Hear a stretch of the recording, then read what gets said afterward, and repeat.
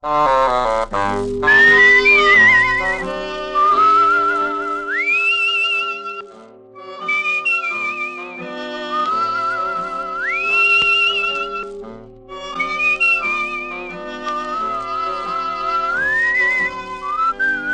Dick Powell as Richard Diamond, private detective.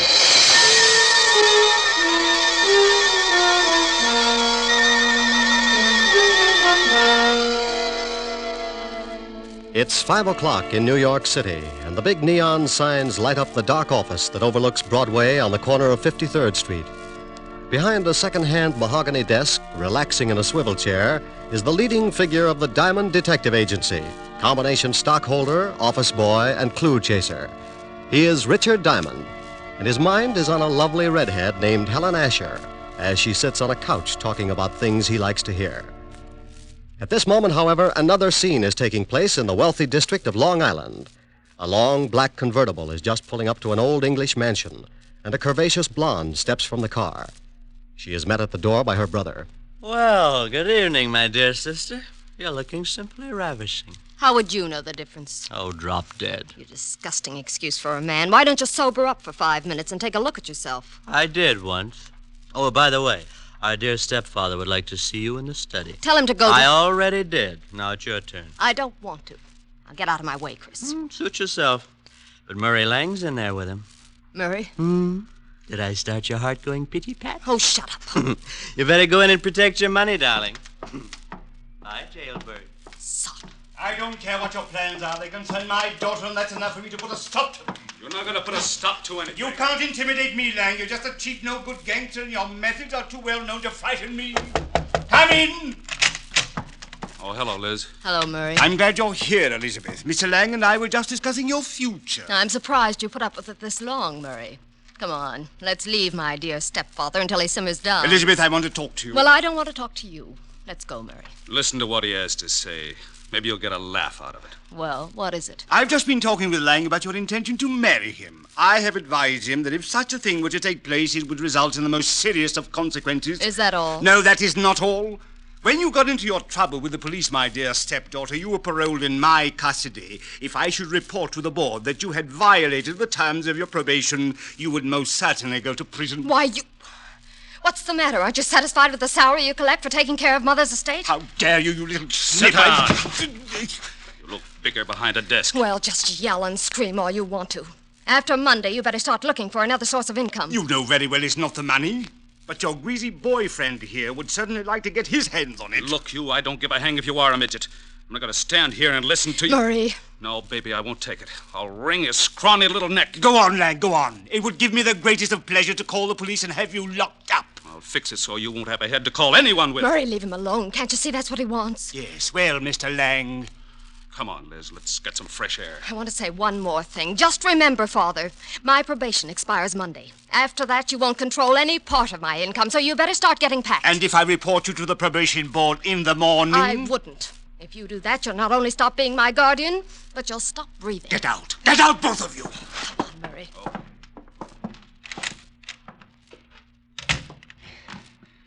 Try to intimidate me. I'll make them both sorry. Detectives. Private detectives, yes. Foreign. Here's one. Full-page ad must be doing very well. Richard Diamond, private detective. If you've got a case, share it with me. Richard Diamond. 7.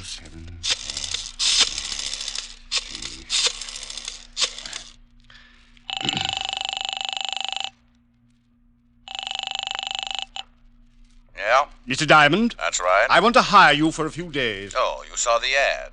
Well, it just so happens I'm available. I can't tell you much over the phone, too many extensions in the house, but it's about my daughter. I'm afraid she's going to get herself into some serious trouble. Well, how old is she? 20. Tell her to wait a year. My name is Chase, Ralph Chase. I live at 82 Maple Drive, Sands Point. Will you come out this evening? $100 a day and dibs on the icebox. I'll see you about 8. Goodbye, Mr. Diamond. What was that all about, Rick? Oh, got a job, baby. When do you start? Oh, yes, you're right. No, Rick. You can start it in the morning. You can't break another one tonight. Now, come on, Helen, baby. A job's a job. And a date's a date. I won't let you break this one. Your car downstairs? Yes, but I can drive myself home. Please, Rick. You promised you wouldn't break another one. Keys in it? Yeah, look. I want to hire you to protect me for this evening. I've been receiving mysterious phone calls, and I'm in fear of my life. Really? You've got to take the job. Old friends come first. I'll have to get home and shave before I start working. You mean you'll take it? After 12:30. Bye, baby. You beast. Oh, you must be getting tired from driving that big car around all day. Grab a cab, honey. It'll give you some rest. I'll take good care of your car. What? Want $1 for the cab? Huh? No. On second thought, you only live about 25 blocks. Walk will do you good. Rick. Deep breathing all the way up Fifth Avenue. Nothing like it. Bye, baby. Oh! On the way to the car, I thought about Helen. The most wonderful girl in the world. Money, looks. But she had one bad fault. She wanted to get married. I got into the big sedan and headed for my apartment. I'd been up late the night before with the blonde singer, and I was feeling tired. Funny how things change. My nights in college were just as busy, but at 1 o'clock the next afternoon, I was out playing football. I faced facts pretty well, so when I got home, I took a nap.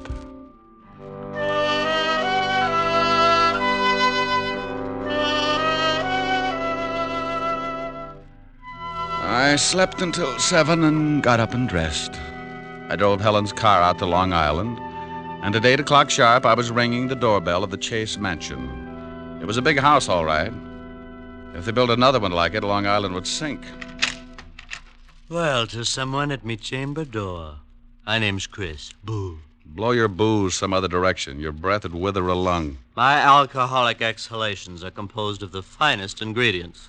You must have a weak stomach. Look, if you'll just stagger out of the way, I'd like to see Mr. Chase. Dead or alive? What? Nothing. I was just thinking out loud. Well, go right ahead. And after your talk with my stepfather, you can find me in the bar. You'll probably wind up like I am. That's a sweet thought. Where can I find your stepfather? Probably in the library, lying in my money. I left him leaning against the front door, gagging on the fresh air. I wandered down a long hallway and a big sitting room, furnished with enough antiques to make the Metropolitan Museum give up in shame. There was something about the place, a heavy quietness, like a bar of gold in a dark room.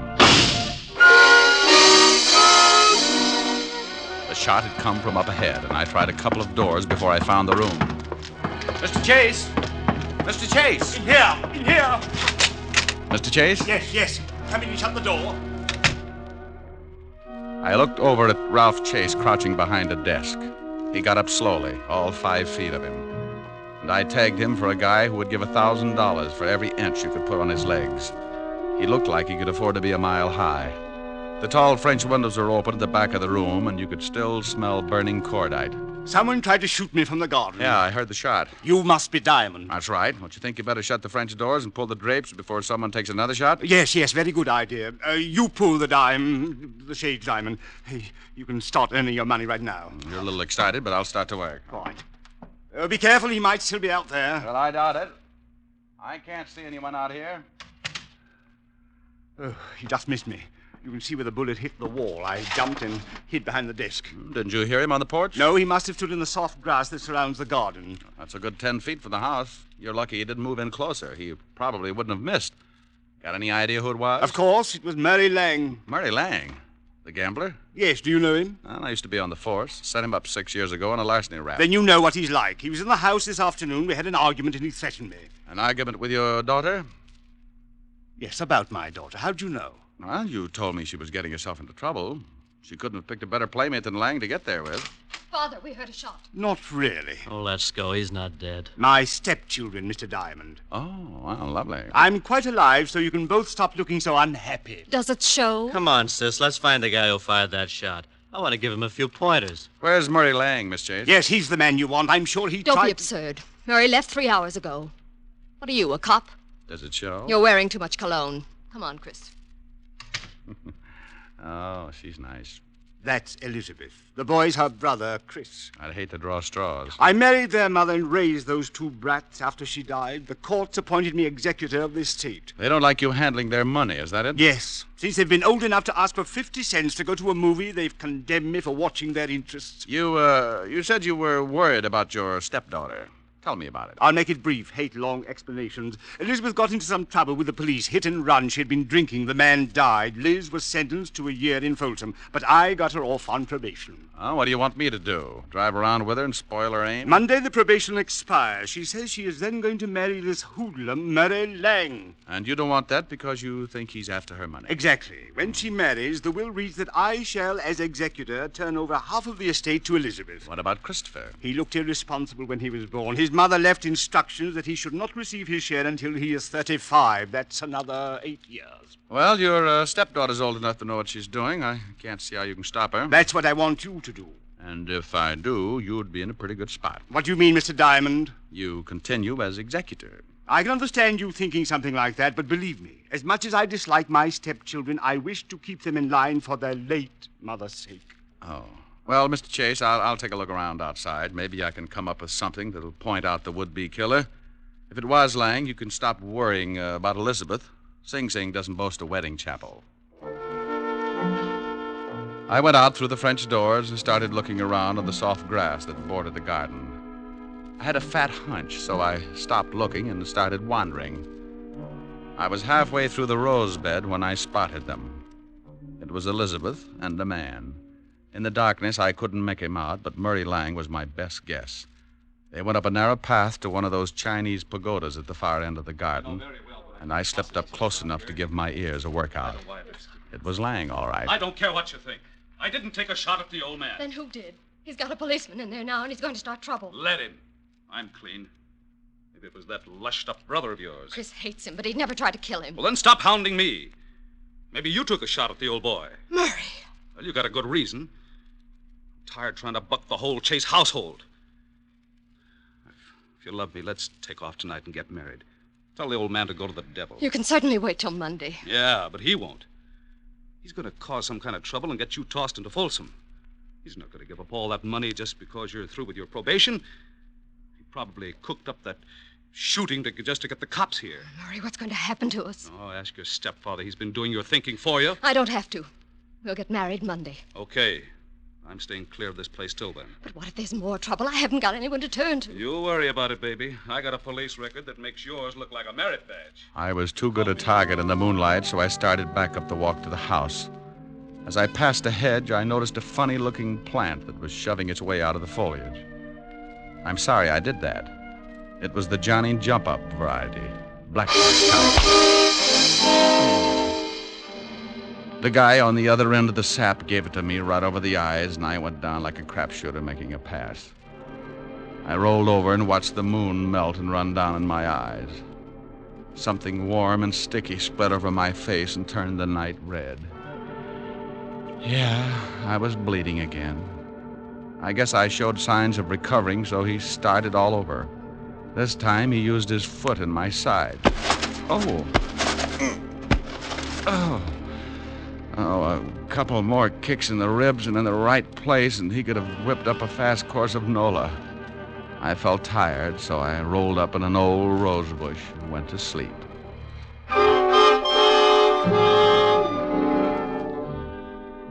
When you finally start coming around, it's like swimming your way out of an acre of mud. If you've taken enough beatings before, you diagnose things in a hurry. The pain in your head is where you got sapped. The ache in your ribs is where he booted you. And the thought in your mind is, oh, it's something about an eye for an eye, if you've got one left. I sat up slowly and looked around. No one in sight, and my watch said 10 o'clock. I'd been out for an hour, and I was feeling lonely until I started to get up. I made it to one knee and looked down at the best reason I could think of for staying home nights. It was Murray Lang, and you couldn't blame him for staring. He wasn't impolite, just dead. Something on the walk beside him gleamed in the moonlight. I took out my handkerchief and scooped it up. It was a little nickel-plated .32. You could still smell the fresh powder in the barrel. I put it in my pocket and stumbled back to the house. Chris opened the door. Well, You shouldn't drink so much. I never get so loaded I look like that. Well, try it sometime. It might be an improvement. Boo. I told you once before not to do that. Now tell me, where were you 10 minutes ago? I was in the bar. Who was with you? Red and green midgets. Now let go of my collar. Okay. Where's the phone? In the hall. Hey, what's going on? Who beat you up? Nobody. I always bleed like this on warm nights. Huh? Big pores.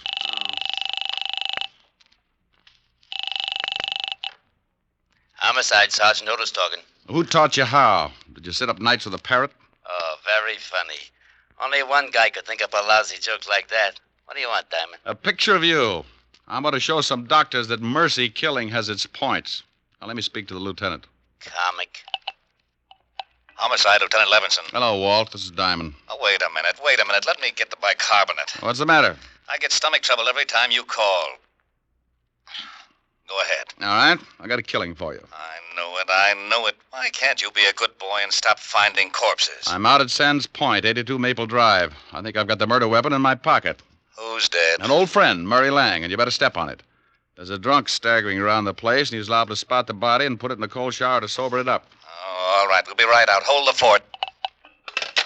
So Mr. Lang's dead. You better stop sneaking up on people, Buster. And you'd better stop telling me what to do in my own house, Mr. Diamond. You sobered up pretty quick.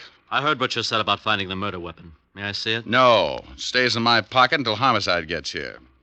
Whose gun is it?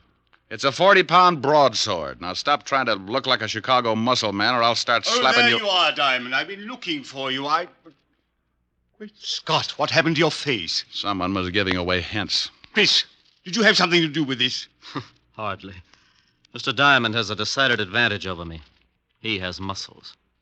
I'll be in the bar. What's happened? Where's Elizabeth? I don't know, but her boyfriend's got troubles. He can't explain the hole in his chest. Lang? What do you mean? He's out in the garden. Someone shot him.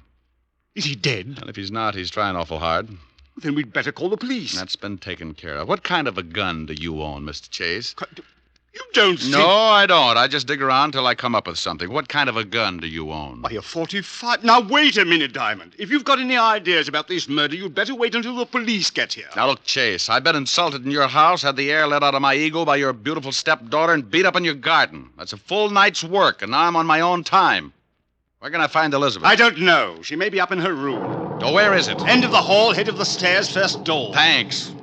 It's beginning to rain. What about Lang's body? Well, if he catches cold, call me. I went down the long hallway to the foot of a massive staircase. The only light was the one burning in the room I just left. I looked over at over my shoulder and saw Mr. Chase framed in its dim glow, watching me. In that moment, I thought who Chase reminded me of. A triangle hat, his hand in his vest, and Napoleon had a twin. I went up the stairs 2 at a time. Yes? Pardon me for barging in, but some guy in the garden just beat all the bashfulness out of me. How dare you? You get out of my room. You better put on something a little warmer, honey. That thing would start a Harry-Carey epidemic in Boston. What do you want? Yeah. What did you do after Lang left you in the garden? What? Big ears. I overheard everything you said. I see someone pushed your face around. It's an improvement. Did Murray catch you eavesdropping? Well, if he did, he won't have much time to gloat. What do you mean? If you've done anything Aren't you to Murray... getting ready for bed a little early? I don't know what you want. I don't have to answer any of your ridiculous questions. Now, if you don't turn around and get out of here... What's the matter, baby? The drawer empty? Lose something? No. Maybe this is it. Where did you get that gun? It was lying in the garden beside your boyfriend's body. Beside it. That's it, lover. Now sit down and relax. As Murray did. Like Jimmy Fiddler's gossip column. Didn't you hear anything after Murray left you? Oh, no. I was crying. I ran back to the house and came up here. Is there another way back to the house besides the path that Murray took? It's one that leads to those outside doors. I came right to my room. Please leave me alone. This is your gun, isn't it? Yes, but I didn't do it. I didn't. Murray and I were going to be married Monday. Ballistics will probably show it's the one that did the job. You better tell me everything you know. I don't know anything. I didn't shoot Murray. Someone stole my gun from the drawer. Oh, please find out who did it. If they hold me, I'll go to prison anyway. Please, Mr. Diamond, please. It's going to be tough if this is the gun. I'm pretty sure it is. You could still smell the powder when I... powder. What's the matter, Mr. Diamond? Huh? Oh, nothing. Look, you stay in your room. Maybe I can do you some good. I promise you'll stay here. Sure. I'm not going anyplace. And try and snap out of it. Sometimes you keep losing until there's nothing left to play with. It breaks the jinx. I went downstairs and started looking for Chase. As I passed the doors leading to the garden, I stopped cold. A flash of lightning turned the garden flat white. Someone was standing over what was left of Murray Lang.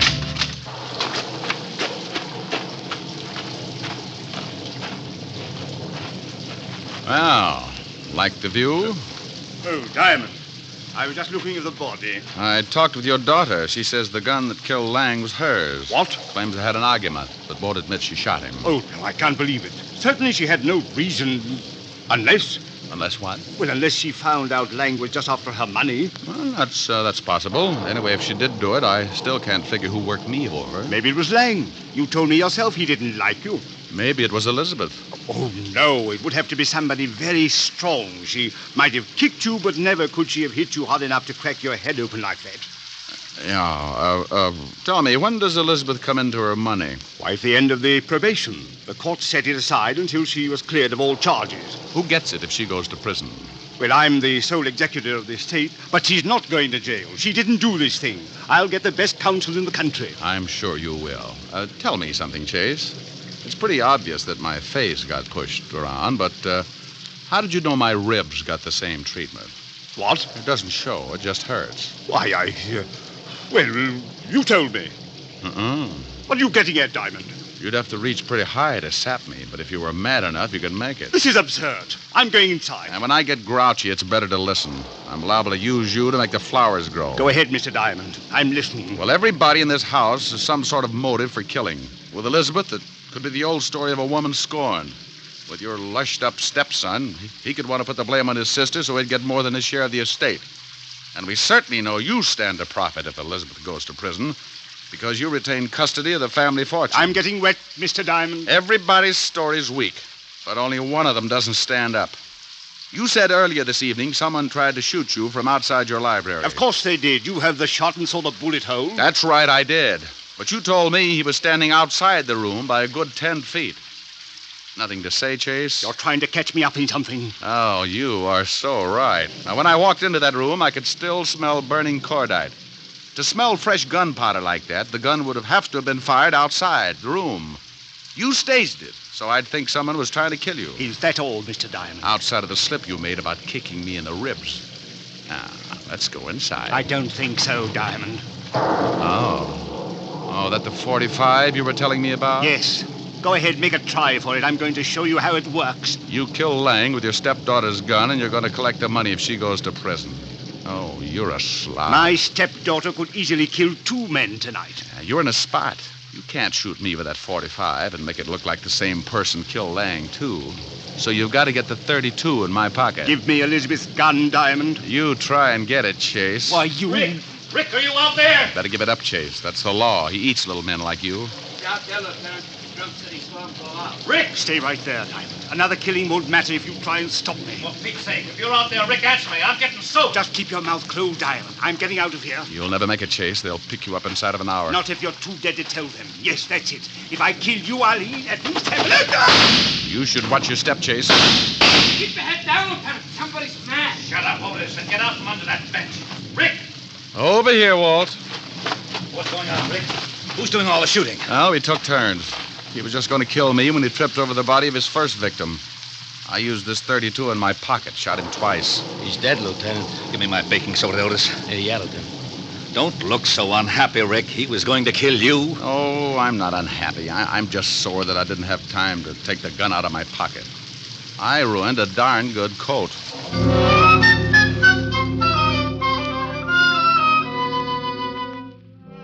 The 3 of us went back in the house, and Otis took Christopher up to bed so he could sleep it off. Walt listened to the story as I told it to Elizabeth. She cried a little and thanked me with her eyes. Walt went downstairs to clean things up, and I sat by her bed until she went to sleep. She didn't even wake up when I kissed her goodbye. Oh, I guess it was better that way. I said goodbye to Walt and Otis and headed for 975 Park Avenue. I was late. My face could use a mile of bandage. I hoped Helen wouldn't mind. Yes? Oh, my goodness. Hello, Francis. Tell Miss Asher I brought a car back. Oh, how bad a wreck was it, sir? Give me a glass with a backbone, will you, Francis? Yes, sir, right away, sir. Miss Asher's in the study. Thank you. Goodness. Thank you. Hi. Well, it's about... Oh, Rick, not again. Mm-hmm. Your poor little face. Yeah, my poor little face. Well, you just stretch out on the couch, and I'll get you a nice tall drink. Francis is already on his way. Oh. Feel better? Yeah, oh, yes. Got a pillow? I'll hold your head up. How's this? Mm-hmm. Like some music to go with it? Sure. Turn on the radio. You comfortable? Mm-hmm. How about you? Uh-huh. That music sounds like San Francisco. Remember the top of the mark? Yeah, fun too. Mind if I turn off the light? The glow from the fire is enough. You're cute. Better? Much. The snow is snowing, the wind is blowing, but I can weather the storm. A little high. What do I care how much it may storm? I've got my love to keep me warm. Mm-hmm. Me. I can't remember a worse December. Just watch those icicles fall. What do I care if icicles fall? I've got my love to keep me warm. I like your singing, too. Thanks. Off with my overcoat, off with my glove. I need no overcoat. I'm burning with love. My heart's on fire. The flame grows higher. So I will weather the storm. Why do I care how much it may storm? I've got my love to keep me warm. That was nice. Hey, why did you turn the radio off? This is nicer. Come here, Rick. Oh, honey. Honey, you're reading my mind. Here's your drink, Mr. Diamond. Oh, my goodness.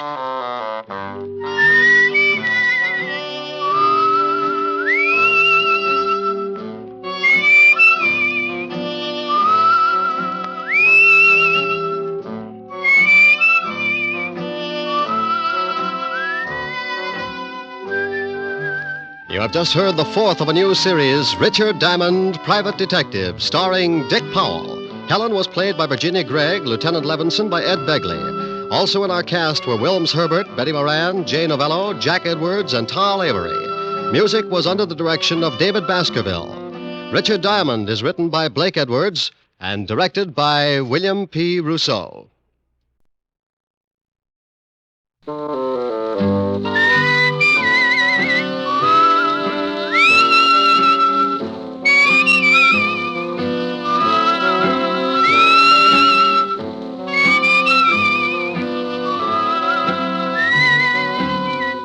Here's Dick Powell as Richard Diamond, Private Detective.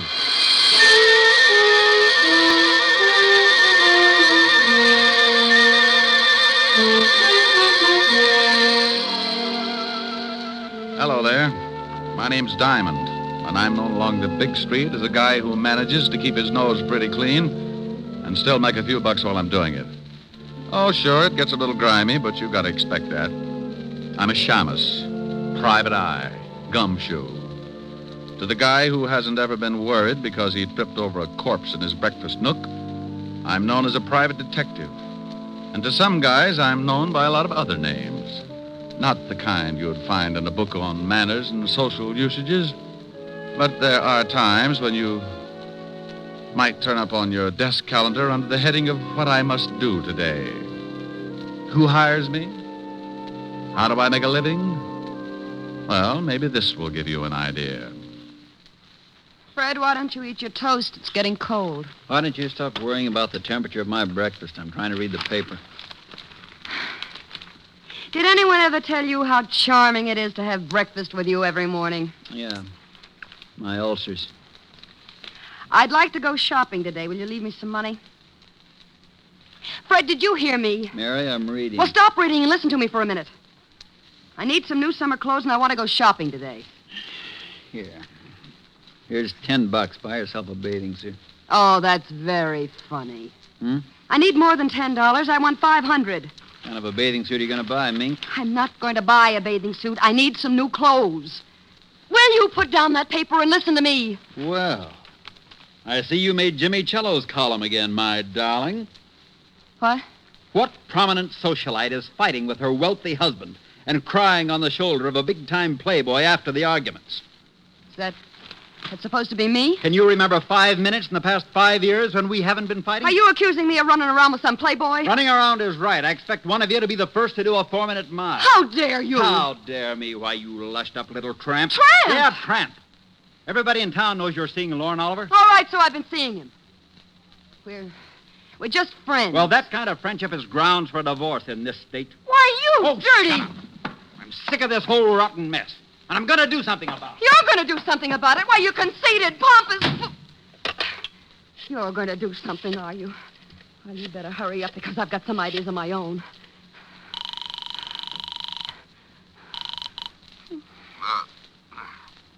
Yeah? Lauren.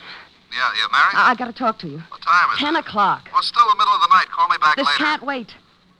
Fred found an item about us in Jimmy Cello's column this morning. He stormed out of here like he was going to kill somebody. Well, you're just the gal who can recognize the symptoms. Well, that's a nasty line. What do you want at 10 in the morning, Longfellow? Look, honey, I'll take care of Cello, and if that husband of yours gets out of line, I'll take care of him, too.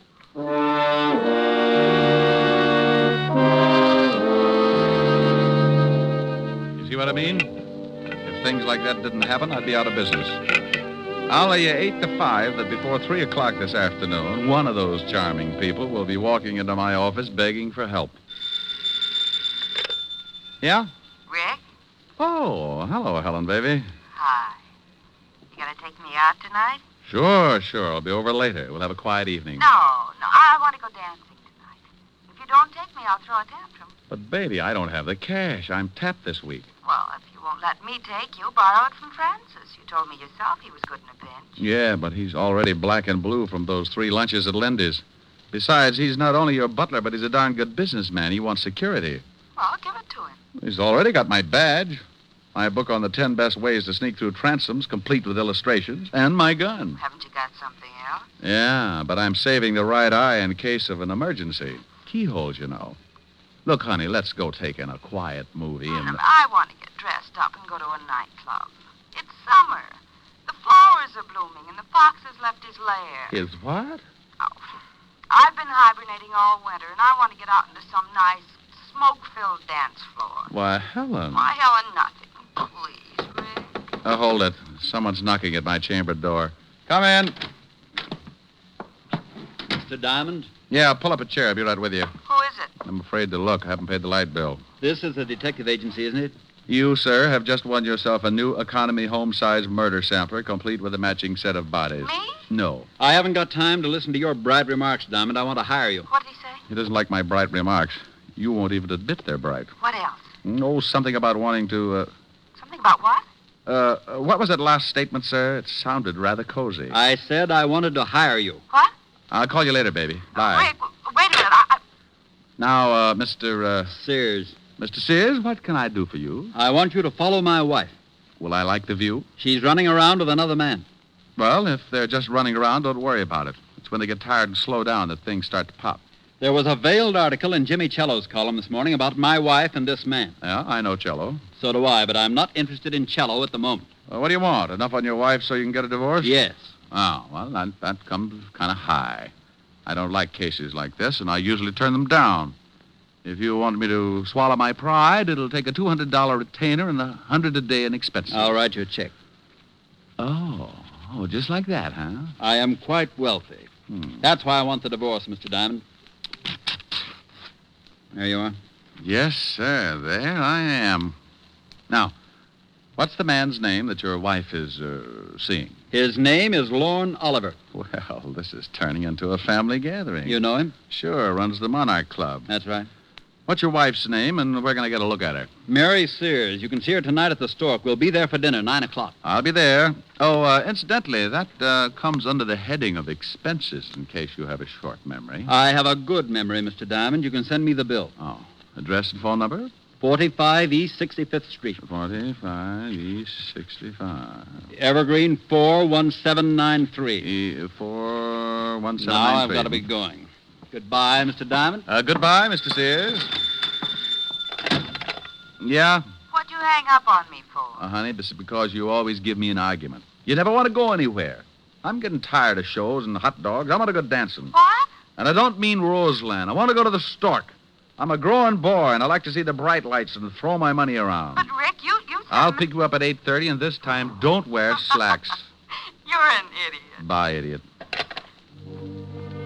Yes, that's the way it goes, just as I told you. The word private in front of detective means you're married to all the troubles in the world, and that includes everything. So if a guy turns up who's unhappy with his wife, you listen to him howl, and if he's got enough money, you take the job. It's for better or for worse. And until Mr. Sears came in, it was decidedly one-sided. I'd teach cooking to a bunch of headhunters for a fee like the one he'd given me. When I looked at his $200 check, I started getting that big man complex again. So I closed the office and went back to my flat. We'd probably be up late, and Helen always had some extracurricular activities after we'd get back to her place. You know, roasting marshmallows, fast game of canasta, or an exciting round of immies on the living room rug. Anyway, I always got home pretty late in the a.m., so I spent the rest of the afternoon taking a nap. At 6 o'clock, I got up and dressed, and at 8:30, I picked up Helen. Wow. And at 9 o'clock, we were sitting at the Stark Club bar, right on schedule. Rick, when are you going to ask for a table? Well, honey, the drinks come faster here. But I want to dance. Oh, no. I mustn't overdo it, lover. How do you know? Maybe some mountain climber will ask you on a 20-mile hike tomorrow. Think of your feet. I am. And I want to move them around that dance floor. Oh, Rick, I know you. If you do something, you do it all the way. Yeah, let's nick. Oh, now you stop that. You're on a job, and you don't want to go in there because you've got to watch somebody. Well, Helen Asher, how are you, darling? Well, hello, Lauren. How have you been? Oh, couldn't be better. Why don't you ever stop over to my club? I'd like to show you around. She just brought a seeing eye dog. Oh, hello, Diamond. You two know each other, don't you? Yes. How did we make such a grisly mistake, Oliver? I don't know. I tried taking penicillin for it, but it didn't do much good. Well, it probably helped out in the other things. Why don't you try hanging yourself? Rick. You always did think you were a pretty funny man, didn't you, Diamond? It's easy being a comic. You just find an idiot for an audience. How do you like the performance? Stinks. Pardon me, Helen, but I see some people I know. You'll excuse me, won't you, Diamond? Oh, sure, yes. But the next time you drop around, bring some airwick, huh? Rick, even if you don't like him, you shouldn't say those things. It's liable to start a fight. Oh, he wouldn't take a swing at a midget if he was riding an elephant. I wonder who his friends are. They don't seem to be too glad to see him. Their name's Sears. Is that who you're watching? Yeah, the wife. I don't know whether I approve or not. She's very attractive. Isn't she, though? Rick. This is business, baby, business. I'm only drooling because I haven't had anything to eat since this morning. Well, then let's get a table. You've seen her. You've observed what she's doing. Now let's get something to eat. Wait a minute. Here comes somebody else I know. Where? Standing at the check room. The little man? Yeah, here he comes. Who is he? Name's Cello, Jimmy Oh. Cello. Writes a gossip column. I read it all the time. Yeah? Hello, Jimmy. Well, a Broadway shamus. Who's the lovely redhead, Diamond? Helen, meet James Cello, but be careful what you say. Jimmy, Helen Asher. Hello, Mr. Cello. How do you do? This an item, Rick? If I don't get us a table soon, she's going to make me give back her sorority pin. Oh, speaking of tables, I see some people I know. Nice meeting you, Miss Asher. Thank you. Goodbye, Diamond. Bye, Jimmy. Rick, he's going over to Sears' table. Hello, Walter. Hi, Doll. Hi. Well, good evening. What do you want, Cello? Oh, just drop by to see how the happy little family was getting along. Well, just drop away. Nobody asked you to stop by. Yeah, why don't you do that? And take Oliver here with you. Nobody asked him to stop by either. Fred, keep your voice down. This is my table, and I don't like a lot of crumbs lying all over it. Who's a crumb? Come on, Lorne. I guess Mr. Sears has forgotten a few things. I haven't forgotten a thing, Cello. When you print one thing in that lying sheet of yours, and I'll have you sued for libel. Listen, Sears, if I did print anything, they'd put you away so far they'd have to pipe air into you. Oh, do go on, Mr. Cello. This is getting interesting. You'd better get out of here, Cello. No. Go on, Cello. What have you got on old Moneybag? He's a lying, dirty gossip monger. He doesn't have a thing. Wait a minute. I don't like that. Why don't you ask your husband about North Africa sometime, Mrs. Sears? Just a minute. Fred, stop it. Fred. All right, now pick yourself up and get out of here, Cello. Maybe you're right. I've got a column to get out. It'll be all about you, Sears, in big type. Go on, get out. How about me? You gonna throw me out, too? You can bet your life I am. I'm getting out of here. You stay right where you are. Don't talk that way to Mary. I'll talk any way I like to my wife. Lorne, maybe you'd better leave. Here come the waiters. Now it's I'm gonna push his fat slob's face in. Yeah? Yeah. All right, push him, boys. All right. Come on, break it up. Come on. Hey, waiter, give me a hand. Come on. Take your hands off me, Diamond. Now, calm down, Mr. Sears. I'll kill that slob. Oliver, you shut up or I'll pull your pants up over your head and shove you in a glass like a breadstick. I don't like people meddling in my affairs, Diamond. You're fired. I'm what? You heard me. Now take your filthy hands off me. Well, they were lily white before I palmed that check of yours this morning. You can have it back. Here, eat it. What? I'll have you in jail for this, Diamond. Why? It isn't every day you get to eat a $200 check. Oh, Rick, let's get out of here. Yeah, I'm sorry, baby, but that's what happens when you go to work for a hyena like Sears. You think he's a nice guy because he laughs so much. But you find out later it's only because he chewed your leg off.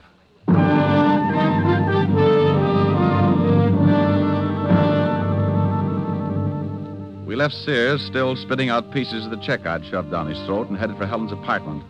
I was sore. When I get hot under the collar, I don't make for good company.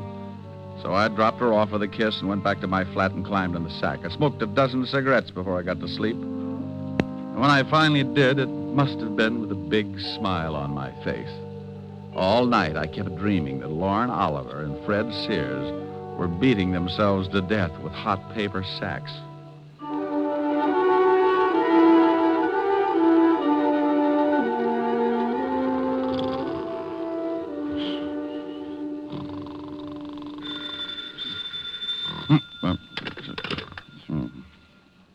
Yeah.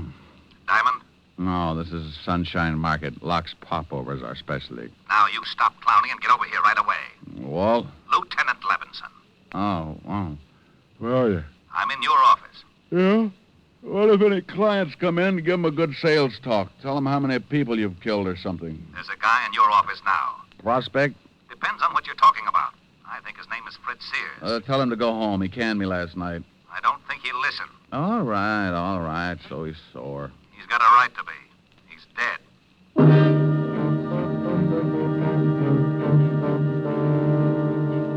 Stop acting like an idiot, Walt. You know I didn't have anything to do with it. I know you didn't, but we found the stiff in your office, and we got a report that he fired you last night, but you had a fight with him. I got to tell the commissioner something, Rick. Tell him Sergeant Otis is teething. Now, you stop that. No, what do you know about the killing? The coroner just left. He said that Sears had been dead about 8 hours. The cleaning woman found him at 9 this morning and called us. That puts the time of the murder around 1 a.m. We found this clenched in the dead man's hand. What is it? An article torn out of the morning papers. Here, read it. Jimmy Cello's column. Read it. All right, I will. Don't yell at me. Fred Sears, wealthy import-export man, is having troubles. He's finding it hard to explain about his past doings in North Africa, and at the same time, he's finding it just as hard to explain his wife's interest in the local playboy, nightclub owner Lorne Oliver. He got so mad at the Stork Club... Oh, I was there. He got so mad at the Stork Club last night that he took a poke at your columnist and then tried to beat up Lorne Oliver. Will this lead to a rematch between Oliver and Sears? We're having the whole bunch of them picked up. Walt, before you do that, give me a couple of hours, will you? Try to dig up your killer? I can't. You know what we've got to do. It's routine. Well, the commissioner's already having fits every time he hears my name. Now, look, Rick. Walt, I got a business to protect. And if he finds out the stiff was killed in my office, he'll probably haul in my license. Yeah. 1 hour, Rick. That's all I can give you. I got a job, too. Thanks, Walt. I suppose you've got an alibi for 1 o'clock? Call Helen. We were toasting marshmallows.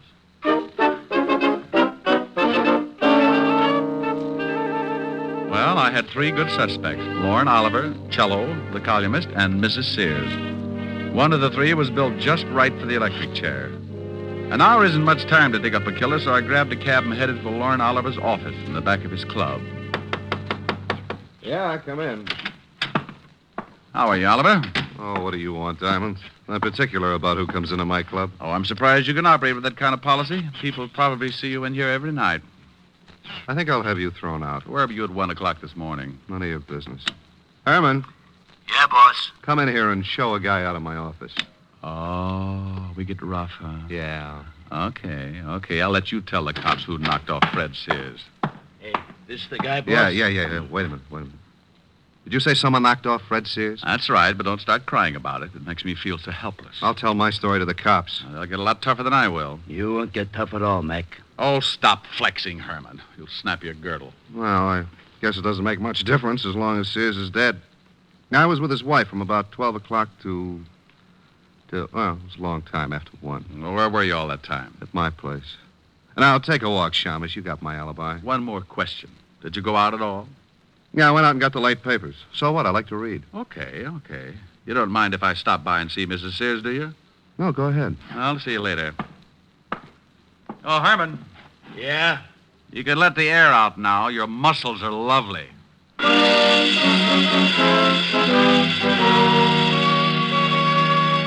Well, Oliver had a good story if it checked, so that left me with 2 more stops. Cello's newspaper office was the closest, so I grabbed another cab, and 10 minutes later, I was sitting at his desk. Oh, you don't think I had anything to do with it, do you, Diamond? Where were you at 1 this morning?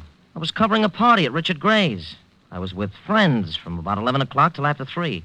You can check. Go on, check. Look, Poison Pin. Sears had your column from the late edition clenched in his hand. He did, huh? Well, you don't think if I was going to kill a man, I'd leave anything like that around? I don't know. Well, now, obviously, someone is trying to make it look like I did it.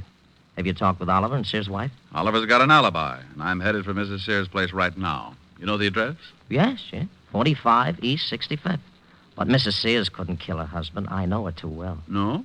Well, thanks, Cello. I'll check your alibi. If it stands up, then I'll have to really go to work on Mrs. Sears.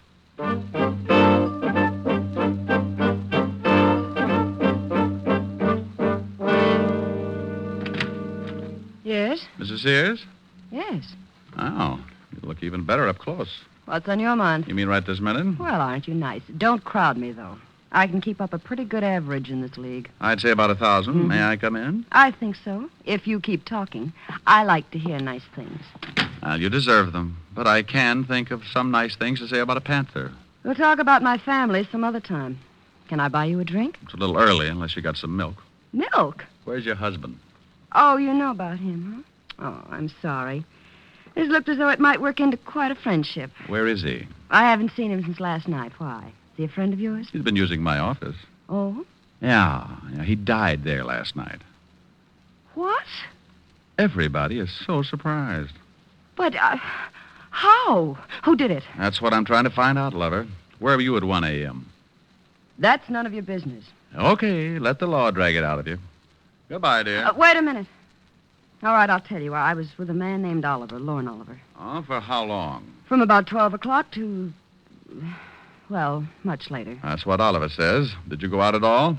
Just to get the papers. That checks with Oliver's story, too. Did you go out alone? Why, no, I went with Lauren. He says he went out alone. Oh, well, yes, he did. I thought you said you went out with him. Well, that was later. Lauren was the one that went out to get the papers. Okay, what time was it? About 2. When you both went out or when Lauren went out to get the papers by himself? When Lauren went out. Oh, yes, now I see. Well, I'll see you later. Come back again. Oh, I'll do that after you get over crying for your late husband. I'll keep my emotions down to a minimum. I'll bet you will. I left her standing in the middle of the room, looking after me like a vegetarian with an eye on a green salad. I closed the door and started down the hall for the elevators. For some reason, I never seem to get where I'm going. Hello. Oh. While you're still tuned in, Diamond, I'll give us some advice. Stay away from Mrs. Sears. Now I want you to be sure and get the point.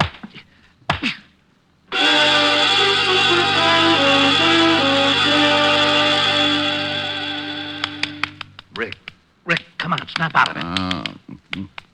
I'll go away. Come on, you don't look so good. It matches the way I feel. Oh, here's a new line. Where am I, Walt? In Mrs. Sears' apartment. Hello, handsome. She heard the scuffle in the hall, came out, found you, and called me. Swell.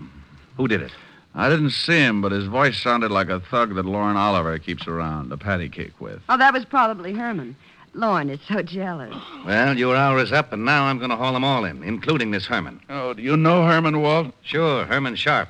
Got a record a mile long. Walt, if a guy wanted to hire a killer, where would he go? You know all the stoolies as well as I do. Yeah.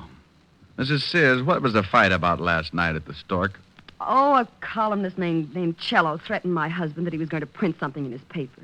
He said something about North Africa, and Fred hit him. North Africa? This is really getting mixed up. Was your husband ever in North Africa? Yes, during the war. He was a captain in the Army. Walt, can you get me this Herman Sharp's address? He's the boy I want. Sure, but I'm coming along. Have your boys pick up Cello, Oliver, and take them both down to the station along with Mrs. Sears here. Well, you don't think I had anything to do with it, do you? I've known Jimmy Cello a long time. About 5 years ago, he used to run around with a little dancer named Mary Carroll. Sure he did. I married Carol, but I broke up with him when I met Fred. Yeah. Well, you'll see him at the station. You can pick up where you left off. Come on, Walt. We went down fast and climbed into the prowl car. Walt put in the call, got Herman's address over the two-way radio. 20 minutes later, we were standing in front of Herman's door. It was an old apartment house on the Lower East Side. I started for the door, but Walt had other ideas.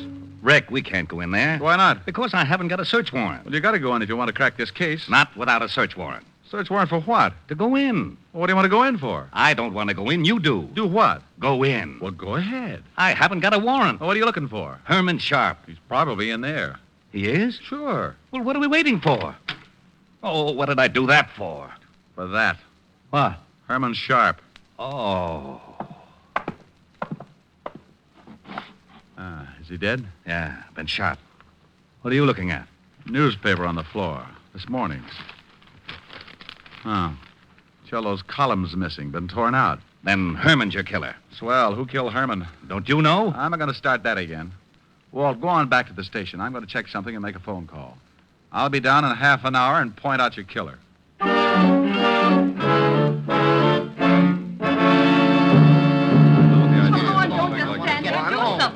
Now, calm down, everybody. This is ridiculous. I want my lawyer. You'll get one later. Relax, Oliver. They can't hold it much longer. How do you feel, Mary? I don't like this any more than you do. Well, good afternoon, and happy Father's Day. Rick, where the devil have you been? Made a phone call to Washington, Walt. Mrs. Sears, did you know that your husband had a dishonorable discharge from the Army? Why, no. You knew it, didn't you, Cello? That's right, but I kept it quiet. He got it for running a black market. What's this got to do with the death of Sears? Oliver, you told me you went out to get the papers last night. That's right. What time was it? A little after 2. You know what time the late edition comes out. How about you, Mrs. Sears?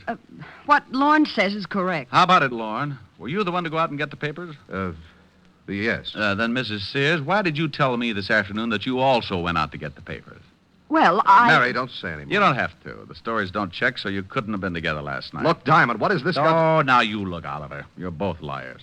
But that doesn't make either one of you the killer. Oh, but Rick, Cello's alibi checks right down the line. Sure it does, because he was at that party. But the killer wasn't. Oh, we know that. He couldn't have been. Yeah, but the man who hired the killer to knock off Sears was. What are you talking about, Diamond? Oliver, where was your hired gun if last night? You mean Herman? Yeah. Well, I don't know. He was with me until 6 o'clock, then he left. Walt, when you find Herman's gun, ballistics will probably say that it was the one that did the job on Sears. Herman? Yeah.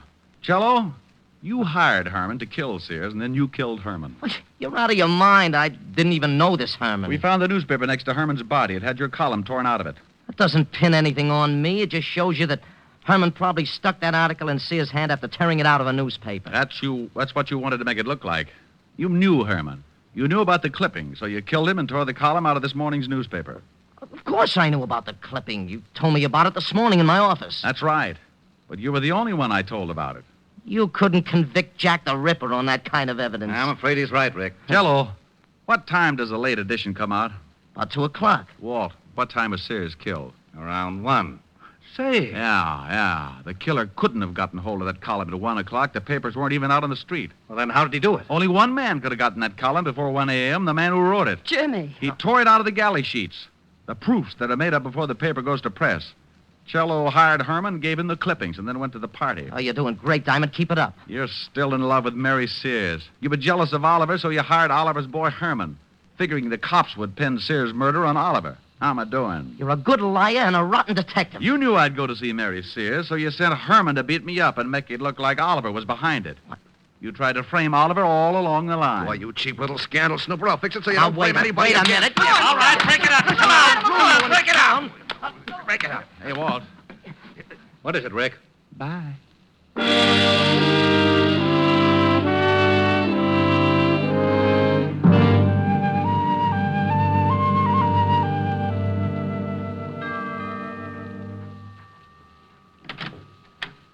Oh, good evening, Mr. Diamond. Evening, Francis. Miss Asherin? Yes, sir. She's in the library.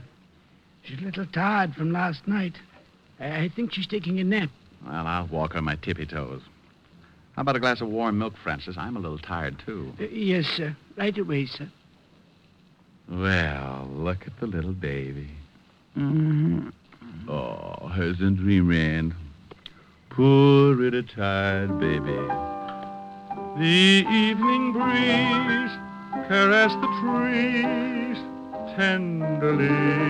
Oh, Rick. The trembling trees embrace the breeze tenderly.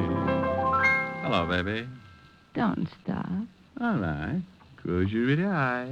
Then you and I came wandering by. Oh, wonderful. And lost in our sight were we. Ricky.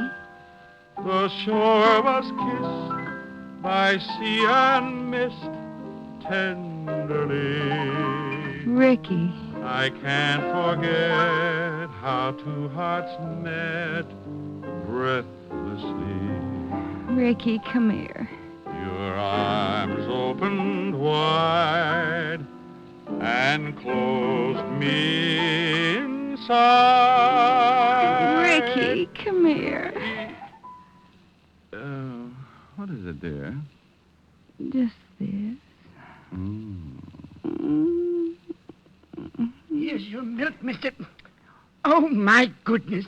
Now, this time I refuse to blush.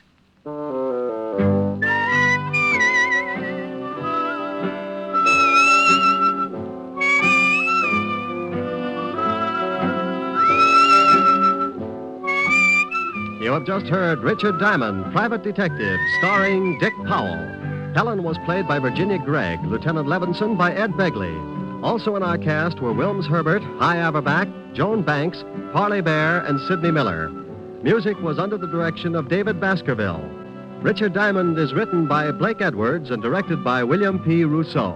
Now, this is Eddie King inviting you to be with us again at the same time next week when we will again bring you Dick Powell as Richard Diamond, Private Detective. This program has come to you from Hollywood. This is NBC, the national broadcasting company.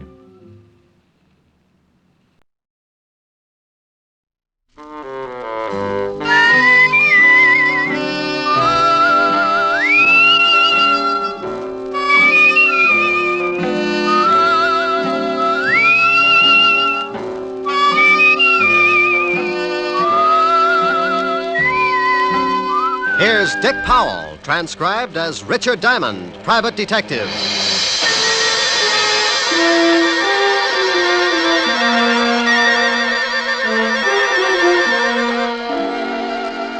My name's Diamond, and like a lot of working people, at 5 o'clock in the afternoon, I get pretty anxious for 6 o'clock to roll around, especially if I haven't had a client for the last 3 days.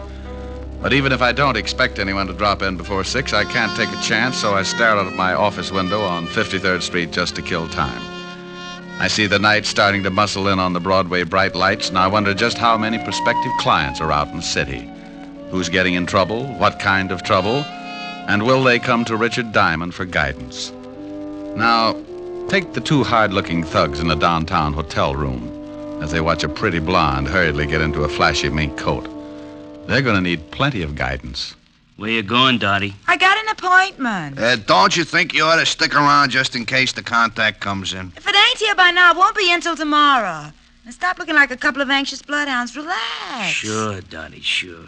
But you really cannot blame us for being a little disquieted. Don't she look classy, Al? Hey, who you gonna roll tonight, dollface? Your grandmother. Or ain't she out of Alcatraz yet? Hey, I don't like no cracks about my family. Well, what are you going to do, Stan? People stop by the zoo every day. Now, please, no logomachy. Yeah, no, look, yeah. You keep running off at the mouth like that, baby, and you'll be spitting out all your teeth. Yeah, well, when you kick off, Stan, don't try to sell your body to science. I'll never get both heads in that bottle. Why, you... Please. I'm gonna hit... Please. Please. Leave us, Dottie. And Stanley, you shut your big mouth before I shove my foot in it. Go on, Dottie. I think you had better make a hurried percolation. What? Beat it. Oh, Al, why didn't you let me mess her up a little? She's always acting like she's got a family background. I do not know whether her family had anything to do with it, but it is a very nice background to gaze at. Now shut your ugly face and let us start tailing her. Tailing her? What for? I think she is up to something. Yeah, well, sure she is, but I don't want to get booked as a peeping Tom. Stan, you are a melonhead. I think she is going to try a cross. Florida has never been late with the numbers before. You think she's going to pick up the bundle and skip? No. I just want to see what she does with her evenings. Oh, well, I can tell you that. Stanley, please. You arouse my irascibility. Oh, I'm sorry, Aloysius.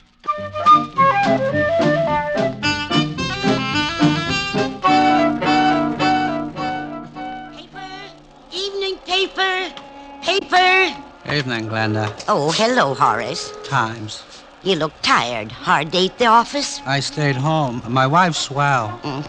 Here's the Times. Thanks. Good night, Glenda. Good night.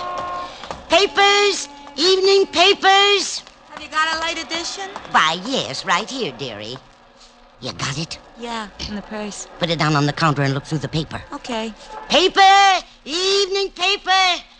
What do you want me to do with the purse? Keep it till I meet you at the train. Sure, honey.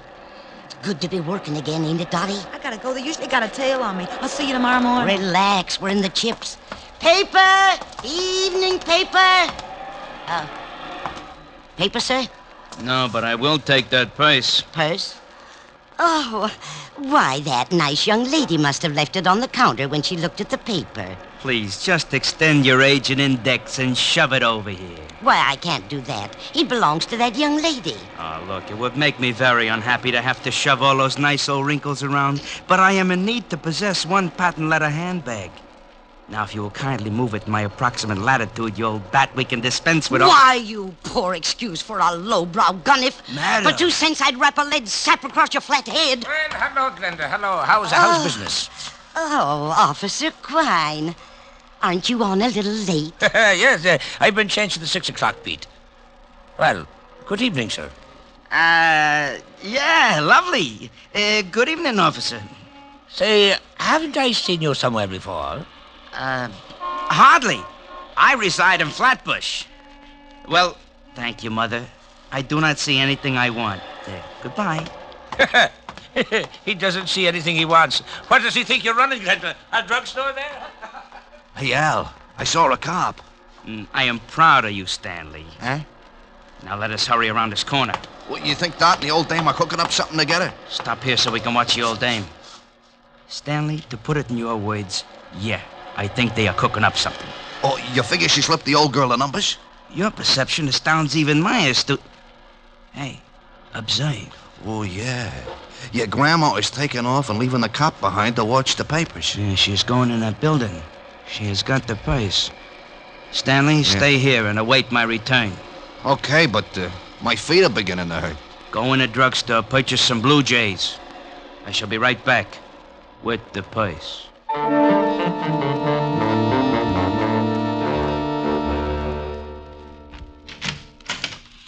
Mr. Diamond. Well, hello, Glenda. Come in, pull up a rocking chair.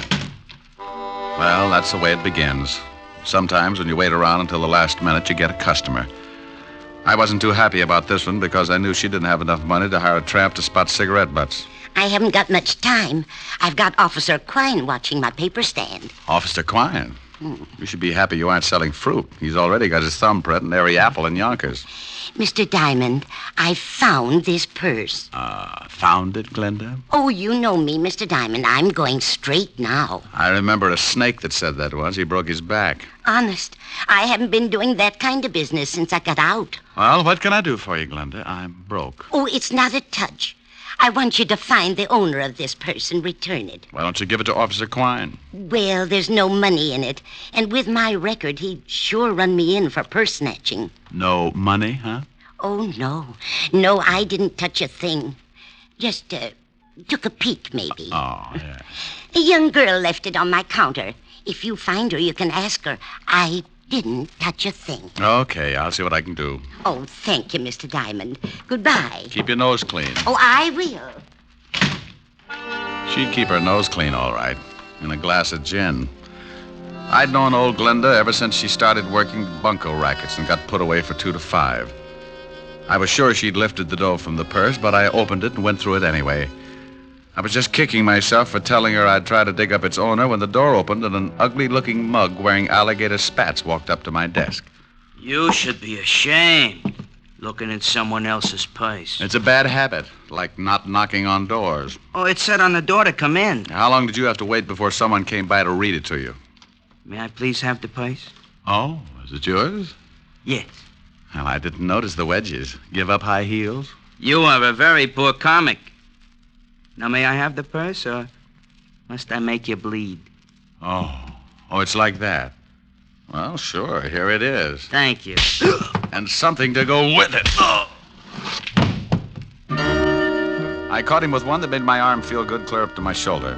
His eyes rolled back, and he went down faster than the celluloid collar on the flagpole. I looked at the black purse and started getting that lousy feeling again. I'd gotten into something, and it was beginning to smell already. So I called the 5th Precinct Police Station and an old friend, Lieutenant Levinson. Homicide, Sergeant Otis. Hello, Otis. Let me talk to the lieutenant. Is this Diamond? No, it's platoon number 3 of the Brownies, 300 strong. Now let me talk to the lieutenant. Hey, what are you going to do with all those tired jokes when you run out? Give them away to idiots. You want to start a collection? Oh, nuts. Lieutenant Levinson. Hello, Walt. Diamond. Oh, wait a minute. Otis! Yeah, Lieutenant. Where'd you put the bicarbonate? In the top drawer, Lieutenant. Oh, hold it a minute, Rick. Get me some water, Otis. Yeah, Lieutenant. Go ahead, Rick. I can stand it for a second. If you didn't get so excited, you wouldn't have to take that stuff. Here you are, Lieutenant.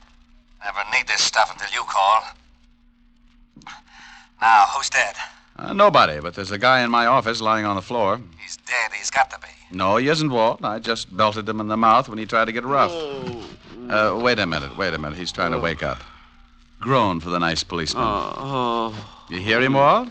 Okay, so some guy got tired and went to sleep on your floor. What do you want me for? Hold it a second, Walt. He's getting a little too active. What did you do? I kissed him good night. What did you do that for? Well, I've seen him somewhere. I think he's wanted. Oh, well, hang on to him. I'll send the wagon down. The door will be open. I'll fix it so he doesn't get away. Wait a minute, Rick. Where are you going? Well, about 5 minutes ago, an old dame hands me a black patent leather purse and asks me to find the owner. Right afterwards, this cultured gorilla wanders in and says the purse belongs to him. Oh, what's in it? Nothing much. A compact, book of matches, and a handkerchief. Smells nice. No money? No? Oh, I got to stop by Helen Ash's for a minute, and then I'm going to find out what makes this purse so valuable. Say hello to Helen for me. Sure thing. Bye, Walt. Be a good boy. Goodbye.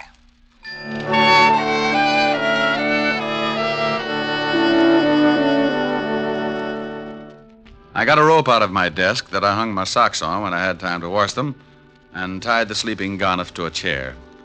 I didn't know much about pocketbooks, but I knew someone who did, so I headed for 975 Park Avenue and a beautiful redhead named Helen Asher.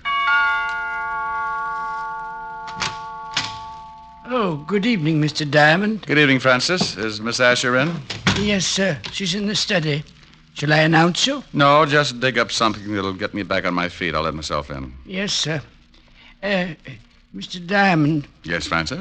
If you'll pardon me for saying so, sir, I just love the way you talk. Well, thank you, Francis. Eaton, 98. Majored in Sloyd. Oh, my goodness, you're pulling my leg again. Anyone home? Rick, you got here. Hi. Hi. Well, since when did you start carrying a purse? Like it? Matches my complexion. You idiot. Take a look. Whose is it? Gotta find out. It's worth something. One guy already tried to get it the hard way. Cigarette? Oh, thanks. It's got some initials on it. D.K.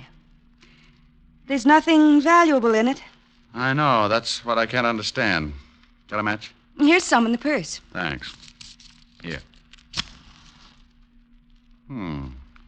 Adams Hotel. Flop house with sheets. Compact's never been used. My darling.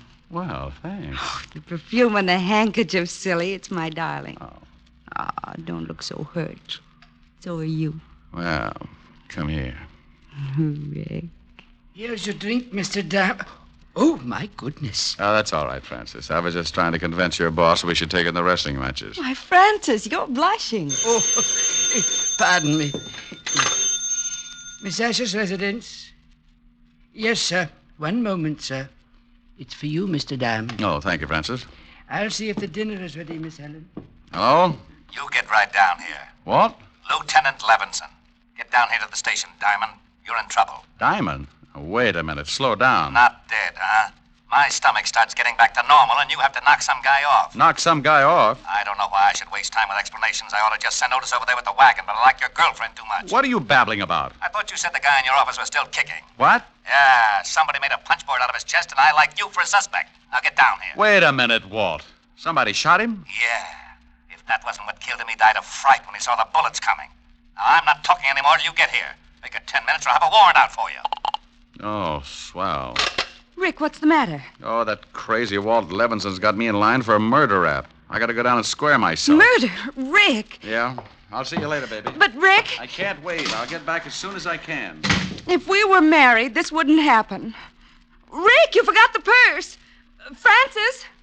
Francis! Yes, Miss Asher? Francis, Mr. Diamond forgot this purse. See if you can catch him. He's gone to Lieutenant Levinson's police station. Yes, Miss, I'll do my best. Rick just has got to stop this foolishness. Oh. How did you get in here? Who are you? I come in a back way, lady. Where's the shamus? You get out of here. No, just relax, baby. One yell out of you and you get hurt pretty bad. What? Where's the shamus? He went down to the police station. Okay. Where's the purse? I saw him bring it in. I don't know.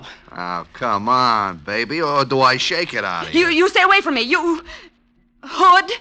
Hood? Where's the purse? I told you I don't know. No, stay away. Okay, but you're making it tough on yourself. Stay away. You stay away from me.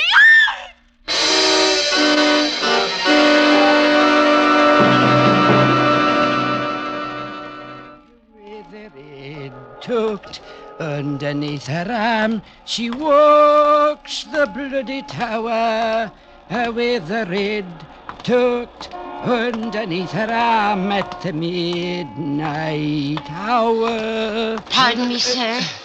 Yes, madam? I believe you have my purse. I beg your pardon, but this purse is the property of Mr. Diamond, private detective. Yes, I know. I gave it to him to hold for me. Well, I'm very sorry, madam, but you'll have to claim it from Mr. Diamond himself. Oh, yeah?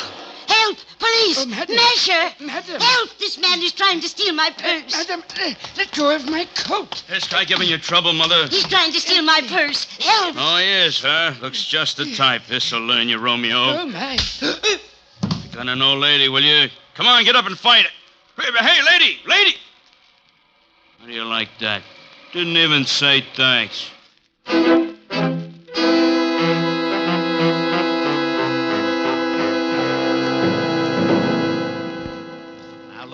I don't care what you say. You told me you had a guy in your office. When my men got there, they found him tied in the chair with 3 bullet holes in his chest. He was making noises when I left. Some guys do that when they get shot. Oh, stop being an idiot. You know I didn't kill him. Yeah, I know it, but what do I tell the commissioner?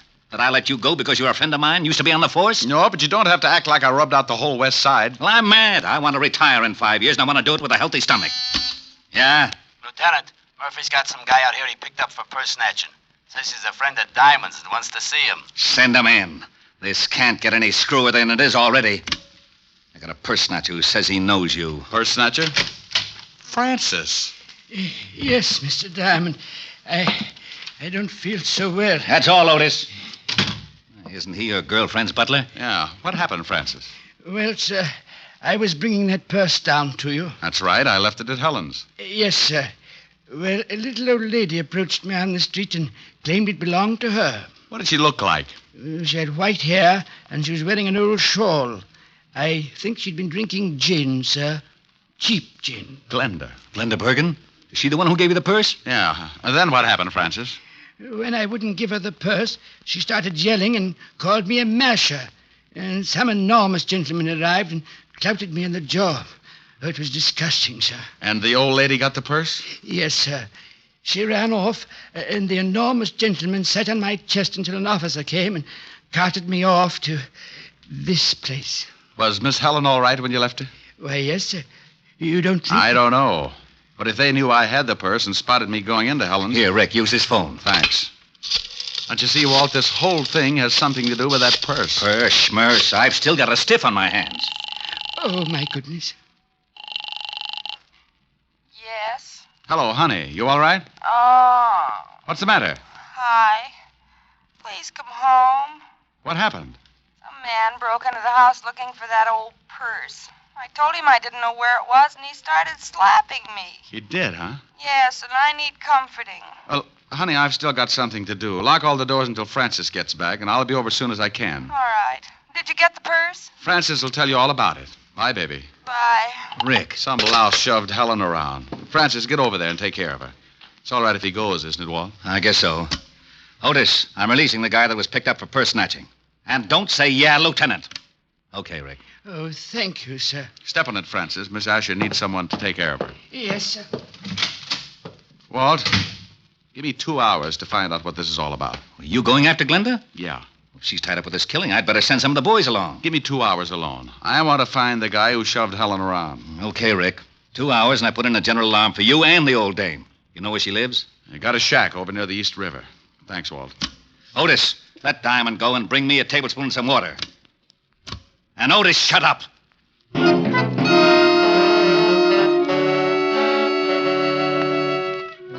I grabbed a cab, and 20 minutes later, I was standing at the edge of the East River. The fog was rolling in, and pretty soon it'd be so thick you could put it in bales.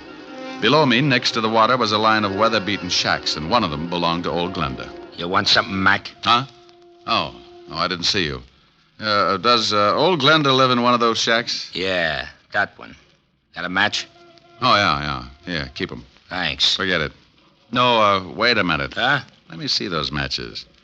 I've forgotten all about them. What's the matter? You collect them or something? These I do. Sorry, pal. You'll have to get some others. Okay, Sporty.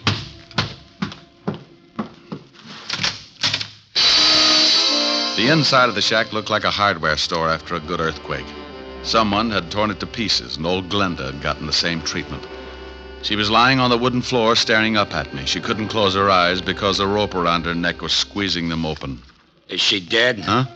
I followed you down. Well, hooray for you. The next time you sneak up on somebody, you're liable to end up with a skull fracture. Just wanted to see what was going on. Is she dead? Unless she can breathe through her feet. She's been strangled. Gonna call the cops? No. I thought I'd rub her wrists for a while. Now, here's a buck. Call Lieutenant Levinson at the 5th Precinct and tell him what's happened. Sure. Got a nickel? Yeah, here. And tell him I've gone over to the Adams Hotel on 28th Street. My name's Diamond. Good for you. Now step on it.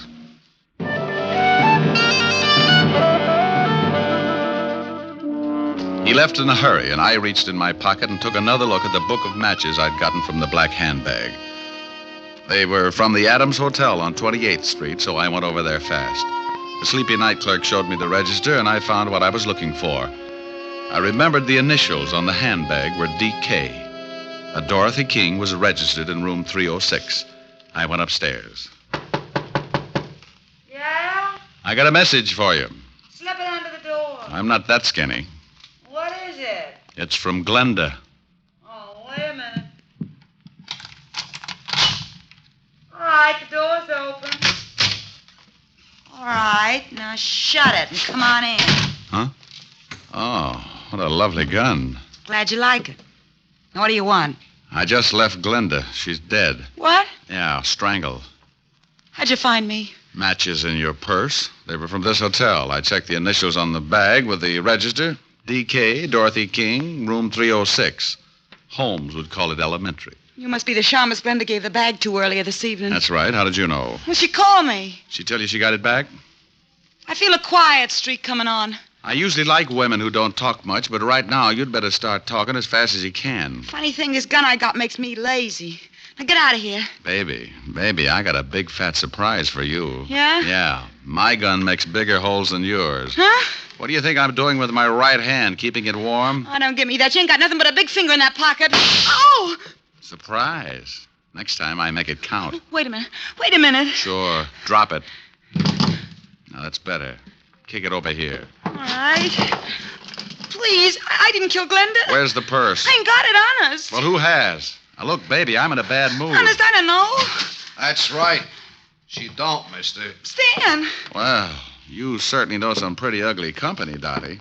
I don't know if I like that. You don't? Maybe I can word it a little different. Stan, he's a private cop. He come up here and tried to shove me around. Well, you should have done it, Shamus. It would have saved me the trouble. What do you mean, huh? Why, you no good, cheap double-crosser. Al and me saw you slip the bag to that old dame, and Al got killed trying to get it from the Shamus. I didn't kill Al. No, the old dame did it.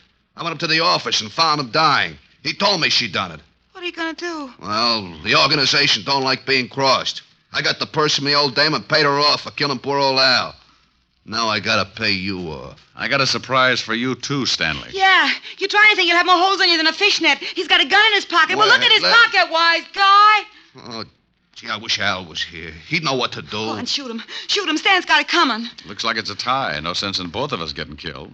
Yeah, you plug me, and I'll nail you before I go down. Don't listen to him. I think he's got a point. What are you going to do? That's up to him. Well, as Al would say, a hurried departure is in order. I'll take care of you later, Dot. Huh? Goodbye, all. Yeah, it's pretty good.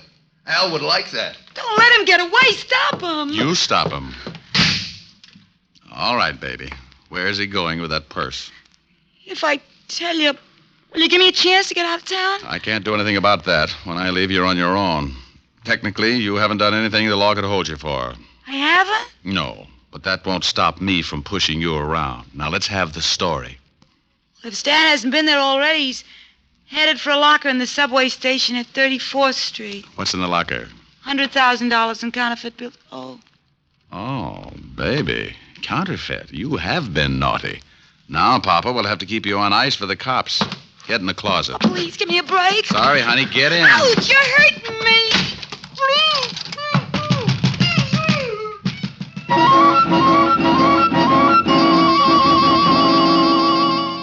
I went down to the night clerk and told him to tell Lieutenant Levinson when he got there about the blonde in the closet of room 306. The subway wasn't far, but Stanley had a head start and he was in a hurry. I ran the rest of the way. I went down the steps. A train was just pulling out when I spotted him. He'd just taken a bundle out of one of the lockers, and as he turned to go, I walked up behind him. Hello, Stanley. What? What you got in the box? The Shamus. Here, you take it. Oh! He tossed the package in my face and started running for the exit. But a crowd of people blocked his way, and when he saw me come up with my gun, he changed his mind. He turned and vaulted the turnstile, and I ducked behind the row of lockers. He had a gun, too. I tried to get a clear shot at him, but there were too many people. And then the frightened little guy did a stupid thing. He jumped down on the tracks and started running up the tunnel. Oh, look at that fool man. He's jumped down on the tracks. Stanley, come back here. You can't get anywhere that way. You said it, Mac. He's running uptown on the downtown side. Here's a corny line. Stop or I'll shoot. You won't get me. Stan, look out. There's a train coming. Look out. No!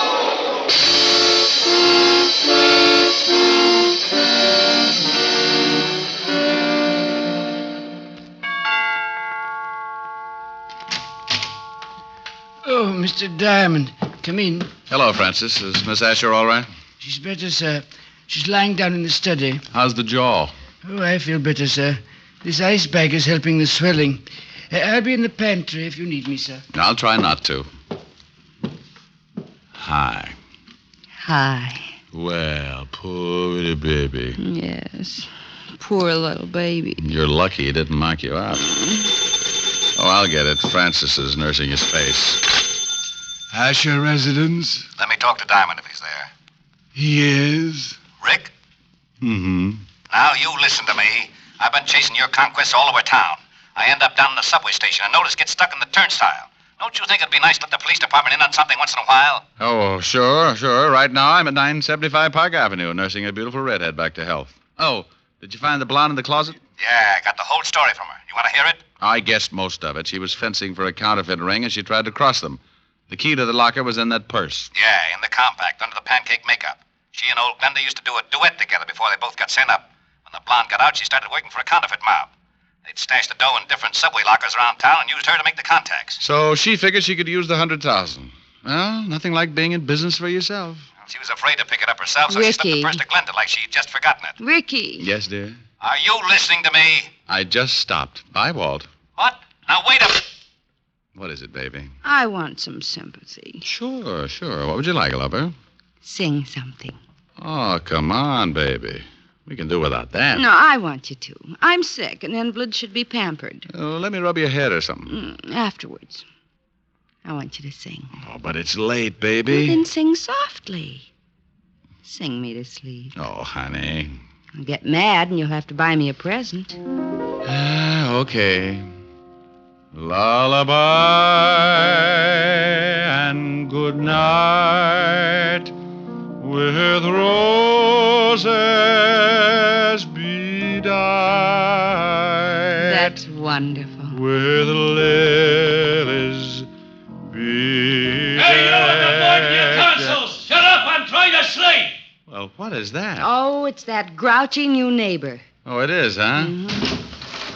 Hey, you want something, Bud? Yeah, shut your big bazoo! Oh, is that right? Powder your face with sunshine. Oh, no! Put on a great big smile. Make up your eyes Rick, with too laughter. You Please, Rick.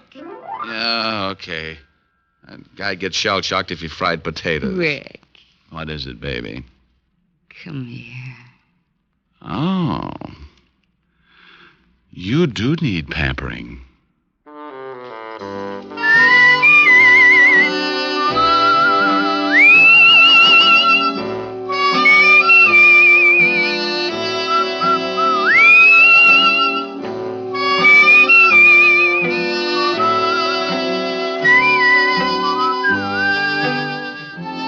You have just heard Richard Diamond, Private Detective, starring Dick Powell. Helen was played by Virginia Gregg, Lieutenant Levinson by Ed Begley. Also in our cast were Wilms Herbert, Betty Lou Gerson, Jane Morgan, Jack Crucian, Hy Averback, Herb Butterfield, and Wally Mayer. Music was under the direction of David Baskerville. Richard Diamond is written by Blake Edwards and directed by William P. Rousseau. Now, this is Eddie King inviting you to be with us again at the same time next week, when we will again bring you Dick Powell as Richard Diamond, Private Detective. This program has come to you transcribed from Hollywood. This is NBC, the national broadcasting company.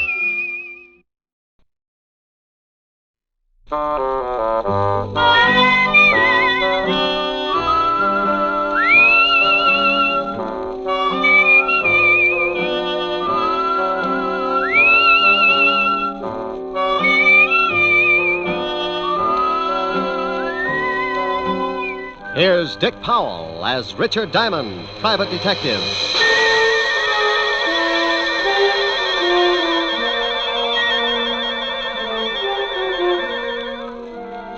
My name's Diamond, and I'm in business for a very simple reason. I like money. Oh, sure, I could do better, but I don't believe in straining myself. I might make a few bucks more, but so what? You work harder, your back gets weaker, and you take that extra couple of bucks and spend it for a brace to keep you from folding in the middle. No, I got a little one-room office that leans out over Broadway, and I'm very happy. Sometimes I get a case that lasts a week, $100 a day in expenses, and I make enough to pay the rent. Take my girl Helen Asher to dinner a couple of times and rest my feet on the desk like a prosperous businessman. I'm in partnership with a shill called Human Nature. And with him on my side, it just figures that people are going to get in trouble. Like the character who's ringing the doorbell of an apartment on the east side. He's built just right for more trouble than he can handle.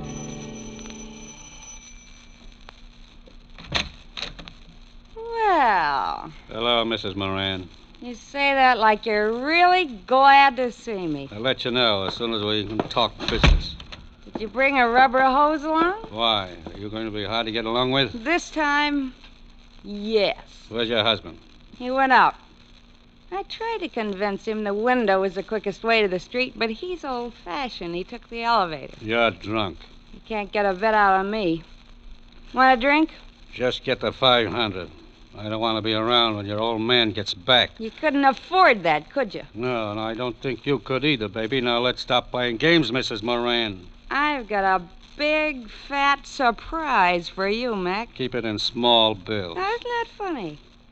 That's your surprise. Yeah? Yeah. You don't get the money. You get something else. Stop yelling. You'll have the whole building up here in a minute. They'll be up anyway, Mac.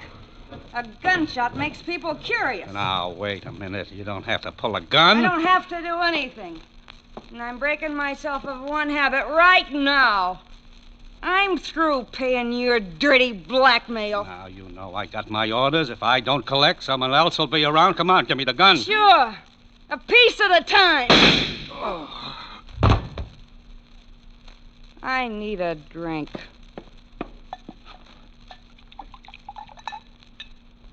Well, here's to nothing, Betty, old girl. Oh.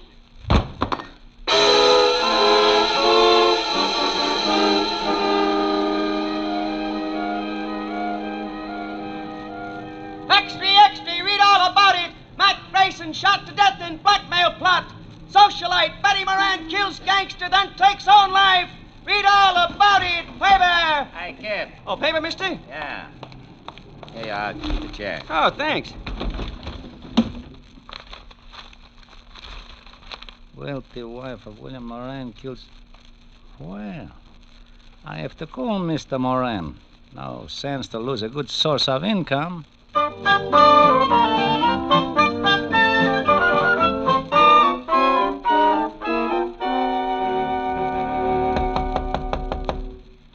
Yeah, come in.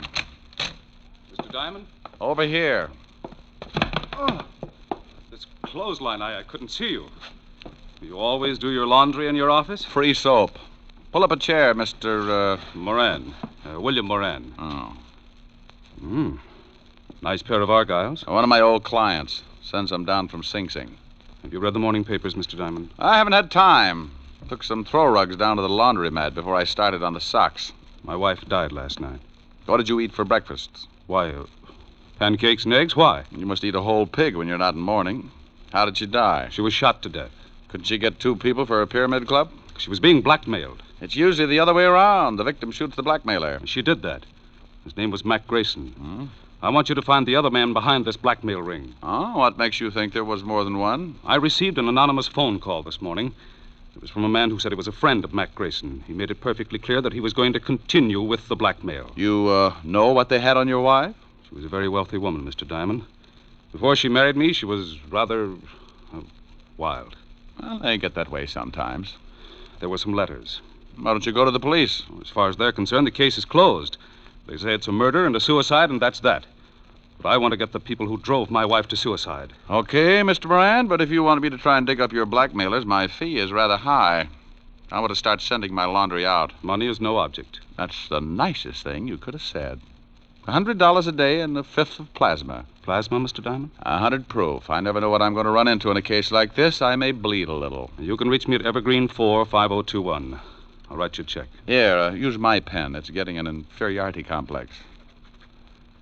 Do you know anything more about this man who called you this morning? Yeah, only that he said he was a friend of Mac Grayson's. There you are, Mr. Diamond. This should be enough of a retainer. Oh, yes, yes. And that's all you know? I'm sorry I can't be of more help. Oh, you've been a brick. I'll get the rest from homicide. Thank you and goodbye, Mr. Moran. Goodbye, Mr. Diamond, and good luck. Oh, I'm sorry. I knocked down some of your washing. There. Well, I'll be hearing from you. Well, that's the way it goes. 1 minute you're washing socks, and the next you got enough money to stake out a claim on every night spot from Mott Street to Harlem. Unless a particular blackmail ring likes to kill private detectives. I had a hunch the assignment might run into overtime, so I put in a call to a lovely redhead named Helen Asher. Francis, the butler, answered, and I told him to pass the word along that I might be late for my date. I hung up before Helen could get on the pipe and start screaming at me like a wounded eagle. I locked the office, went down to 5th Precinct, and an old friend, Lieutenant Levinson. He was in charge of the homicide detail and could tell me about the late Mrs. Moran and her victim. When I walked in, Sergeant Otis was polishing his billy. Hello, Otis. The lieutenant in? Well, Richard Diamond, the All-American gumshoe. Oh, you're just jealous because that club you've got is a better shape than your head. Lieutenant, Diamond's out here. Okay, send them in. Tell me, Shamus, how does one get to be a great big private detective? Saving box tops? Well, you have to observe things, Otis, my boy. For instance, one look at your shirt and I can tell you've been eating well for a week. Why don't you either get it cleaned or stick it in a pressure cooker? Hello, Walt. Now, wait a minute, Rick. If you've got a body somewhere, take it to another precinct. No, I'm a little short right now, but maybe I can dig one up. What I said. Yeah, that was a swell one.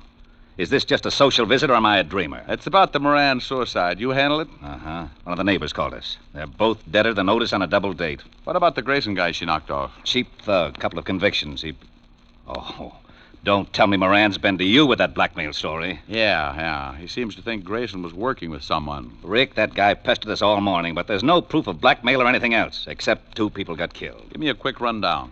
I don't know why you're interested. I think Moran drummed up the blackmail theory just to cover that his wife was running around with another man. Well, I'm interested because Moran gave me a fat $200 in advance to get me in the spirit of the thing. Well, if you want to be bored, here are the photographs of the deal. Here's Mac Grayson. Bullet entered his chest just below the 10th rib. Gun was a .32. Same one that the Moran dame used on herself. Enough powder burns on his shirt to show that she was standing pretty close when she gave it to him. She'd have to be, not to miss him. Now, you can see she was lying about 10 feet from Grayson near the bar. Probably needed a stiff shot before she knocked herself off. That's the highball glass on the floor near her head. And that's the .32 she used, about 6 inches from her right hand, and only her prints on it. Powder burns on the girl? Sure, all over her temple. We did the paraffin test on her hand, too. She fired the gun all right. Did Grayson have any friends? We never tied him up with anyone except an old wino that hangs out on Skid Row, a dump called the Parrot Club. Name's Wilbur Truitt. Yeah. Well, thanks, Walt. Now, look, the dame killed the guy and then shot herself. What more do you want? I'll let you know. Now, wait a minute. I know that gleam in your eye. I always get a sour stomach from it. If you got something, you better tell me. Oh, you're a cynic, Walt. Have you talked to this Wilbur Truitt? We questioned him this morning. Got a tail on him? Sure, but he won't take us anywhere. Now, what are you cooking up? Well, maybe you think there's something to Moran's blackmail story. Oh, don't be an idiot. Then what are you tailing Truitt for? Because I can't take a chance. Blackmail's a federal rap, and if Moran keeps stirring up trouble, I want to be able to prove he's nuts. Now, you look here. I want to know what's on your mind. I'll send you a letter. Oh, Otis. Yeah, Lieutenant. Get me my bicarbonate. And shut up. Bye. Goodbye. I went through the squad room and out into the hall. I used the payphone by the door and put in a fast call to my client, William Moran. I had a hunch, and Moran's $200 retainer in my pocket gave him an A priority on it. Yes? Mr. Moran. That's right. This is Diamond, Mr. Moran. I've got a lead on someone who knew Mac Grayson. Well, that's fine, Mr. Diamond. Who is it? A guy who hangs out on Skid Row named Wilbur Truitt. Ever heard of him? No. Oh. Well, he might have been the one who phoned you this morning. I think I'll go down and find out. Good. You'll keep in touch, won't you? Oh, as long as I'm on the case. Goodbye, Mr. Moran.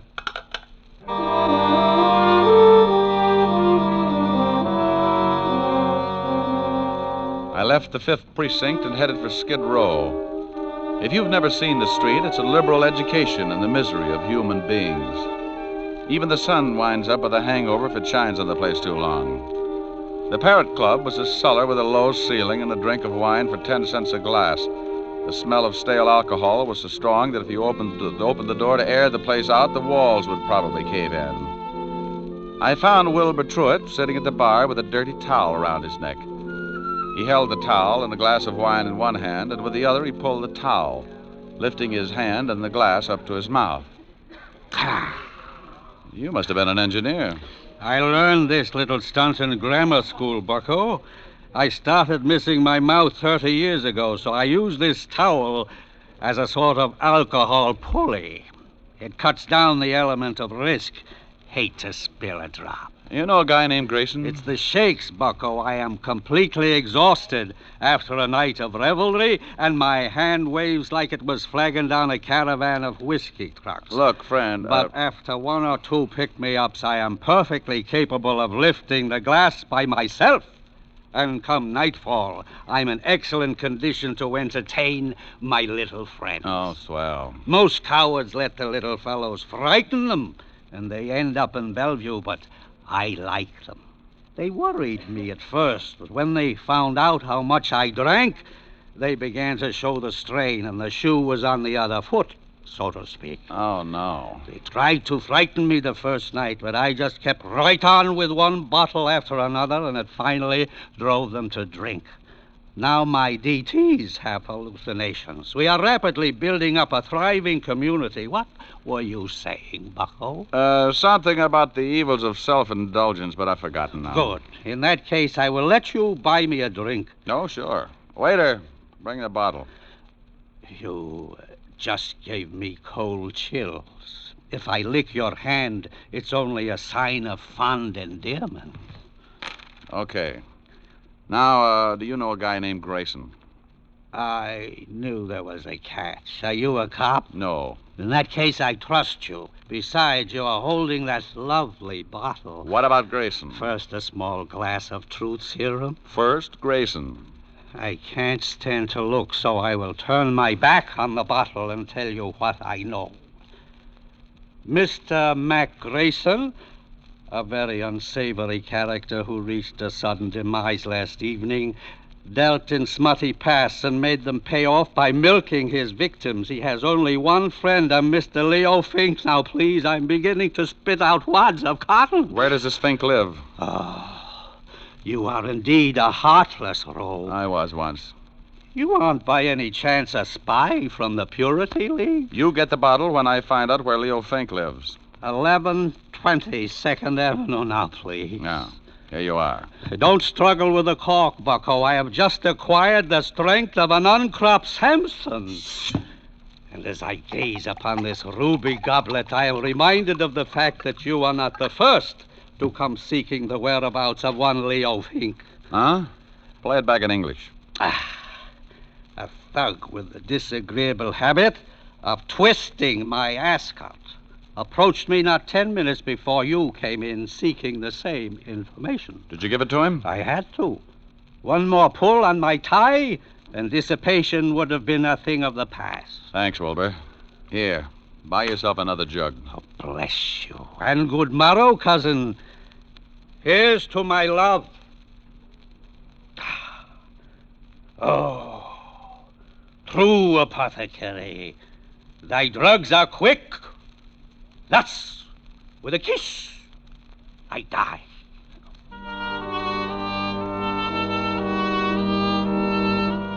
I left Wilbur with his first love and walked out on the street. I grabbed a cab and headed for Leo Fink's address.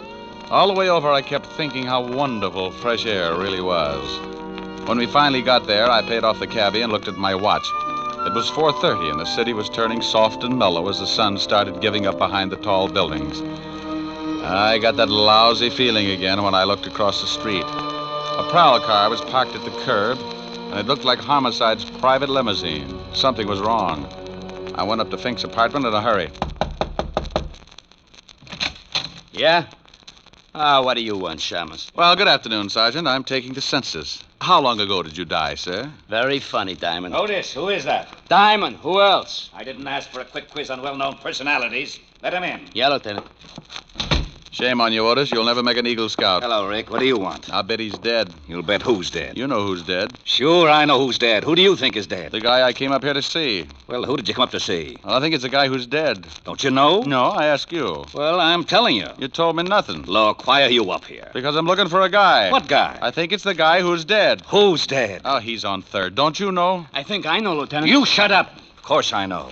Well, all right. If you're going to hold out on your old pal... Now, wait a minute. How did we get into this thing? Otis! Here's your bicarbonate, all mixed. All right, now let's start again. Walt, who's dead? Oh, let's not have two bodies up here. The guy's name is Fink, Leo Fink. Why did you say that in the first place? Because I don't have to do anything I don't want to do. Walt. Lieutenant Levinson. Now, what are you doing up here? Well, I came up to see Leo Fink, that's all. Well, he's in the other room. If he spills anything, don't believe it. He's been dead for 10 minutes. That's too bad. He knew Mac Grayson. Yeah, how did you find out? That sweet old gentleman you sent me over to, Wilbur Truitt. Oh, you got something out of him, huh? What else did he tell you? Nothing, but we struck up quite a friendship. I'm going to go back over and see what another bottle of wine will do to his memory. I'd better haul him in. Oh, don't do it, Walt. Don't do it. I can find out things a lot quicker. Shh. I got a system. Okay, but keep me posted. I've got to clean up here. How did Fink get it? 2 bullets in the head. No idea who gave it to him. They used a Luger, I think. Hey, have you questioned Otis? Oh, go on. Get out of here. Walt, tell me, did you check the prints on that highball glass next to Mrs. Moran to find out whether they were from her right or left hand? Now, what difference does it make? I'll let you know. Now, you wait a minute. No, I can't. I'm behind schedule now. Bye. Oh, Otis!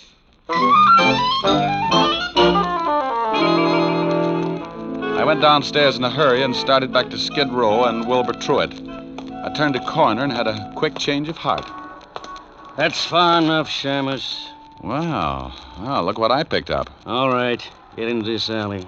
Now, why don't you put that cannon away? It shows up like a pair of gums at a dentist convention. Turn around and get going. I can run if it would help. Take your time. You haven't got too much of it left. Stop nudging. You got a cold barrel. Don't you like it? No, but it helps. A lesson in the manly art of self-defense. Next time, don't get so close with a gun. Well, what do you know? A Luger. Okay, so I'm a Butterfingers. You got the gun now. What are you going to do? I got a mean streak, and it shows up when someone tries to kill me. I'm going to ask a couple of questions, and if you don't answer them, you'll wish you'd picked on an octopus. Now get up. Oh, you're a big one. Now, who sent you after me? I don't know. Who sent you after me? Honest, I don't know. Oh, wait a second. All right, the guy told me on the phone his name was Jones. Sure, first name's John. Oh, wait. I know it's a phony, but he was recommended. You get paid for your work, don't you? Yeah, but this one I collect after the job. Where? I thought you'd gotten over that stubborn streak. Okay. The 8 o'clock ferry to Staten Island. He's going to slip me 2 bills. And you don't know his right name? No. Did you know Mac Grayson? I heard of him, but I never met him. Are you as handy with a .32 as you are with that Luger? Huh? Forget it. Next question. Who killed Leo Fink? Oh, that's a pretty big one. Okay, I'll word it differently. Who killed Leo Fink? I'll take the beating. Yeah. Well, I got a hunch this Luger of yours will check with ballistics. Come on. Homicide's still up in Fink's apartment. No, it's... What did you say? Okay.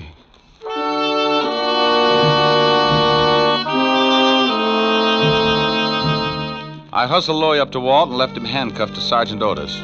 They deserved each other. Louis said he was going to be paid off at 8 o'clock, and my watch said it was 7:15. That gave me 45 minutes to check at homicide and still catch the ferry to Staten Island. The fingerprint man at the 5th Precinct put the prints from the highball glass under a microscope and told me what I wanted to know.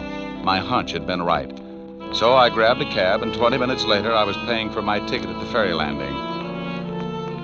A thick, wet fog was beginning to roll in off the river, and by 8 o'clock, it was hard to even see your watch. Someone was playing a piano in the lounge as the ferry began to move slowly across the river. I didn't know who I was looking for, but I figured if there was going to be a payoff, it would be outside. I leaned against the rail and took out a cigarette. Got the match, mister? Huh? Yeah, right here. Thanks. Lousy night. Yeah. He wasn't my man. When he struck the match, I could see his dirty work clothes and his factory badge. I started down the other side of the boat. Finding a killer in that fog was like looking for your car keys in a mine shaft. I reached the bow of the boat, and right then I knew I was about to score.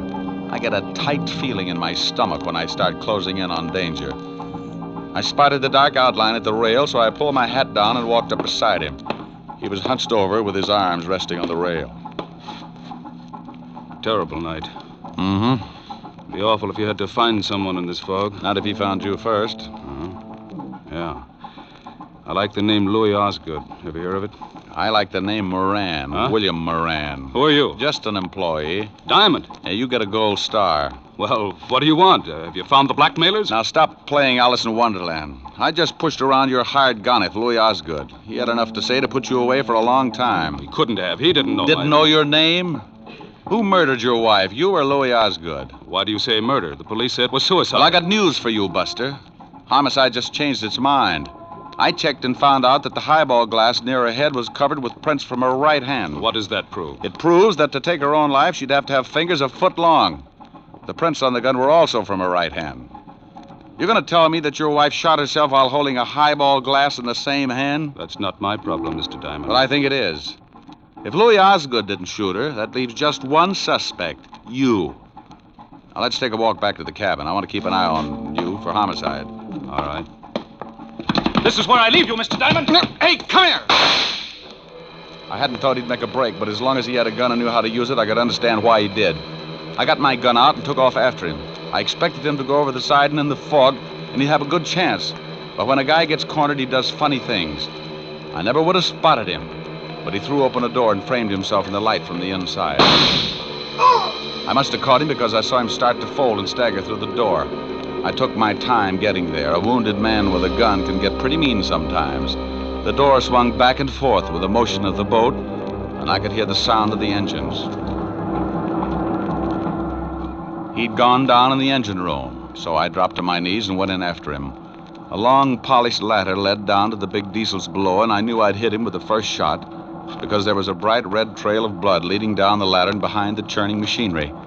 Moran! Oh, Moran, come on out! You can't get out of here. Come and get me, Diamond. I don't like being slapped around, and I'm going to see that you get yours. He was somewhere off to my left and keeping himself hidden. A catwalk circled the engine room, so I pulled an old stunt. I took a wrench off the wall and tossed it down the metal ladder. I watched for his gun flashes, and when I spotted his position, I got down on my stomach and crawled along the catwalk until I was directly over his head. He was sitting in a lot of blood, and he didn't look like he had long to go. Come on, Diamond. I know you're down here. Surprise. Look at the birdie. What? Don't try it.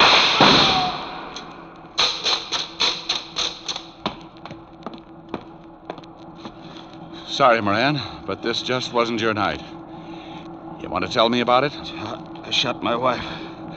I came in just after she shot Grayson. And she was standing at the bar with her back to me, mixing a drink. She dropped the gun by Grayson's body, so I picked it up and shot her.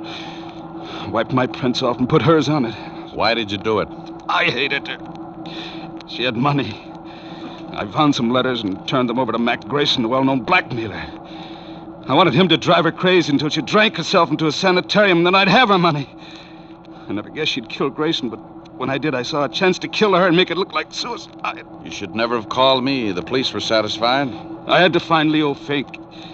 He knew I'd hired Grayson, and he was going to blackmail me. So when I dug up the little wino that knew Fink, you hired Louis Osgood to bump Fink and me. Is that right? Hey, Moran. Oh, well, it was a dull conversation anyway. Lousy night.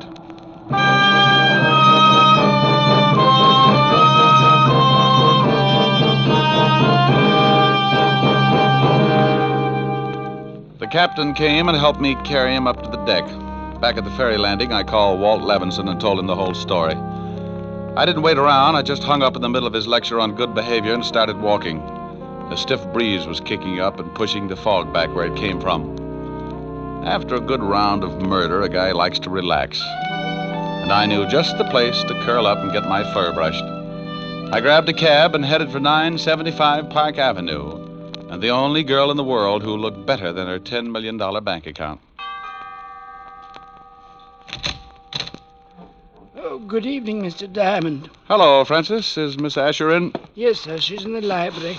Thanks. Get me a glass of milk, will you, Francis? Milk? Oh, yes, sir. Right away.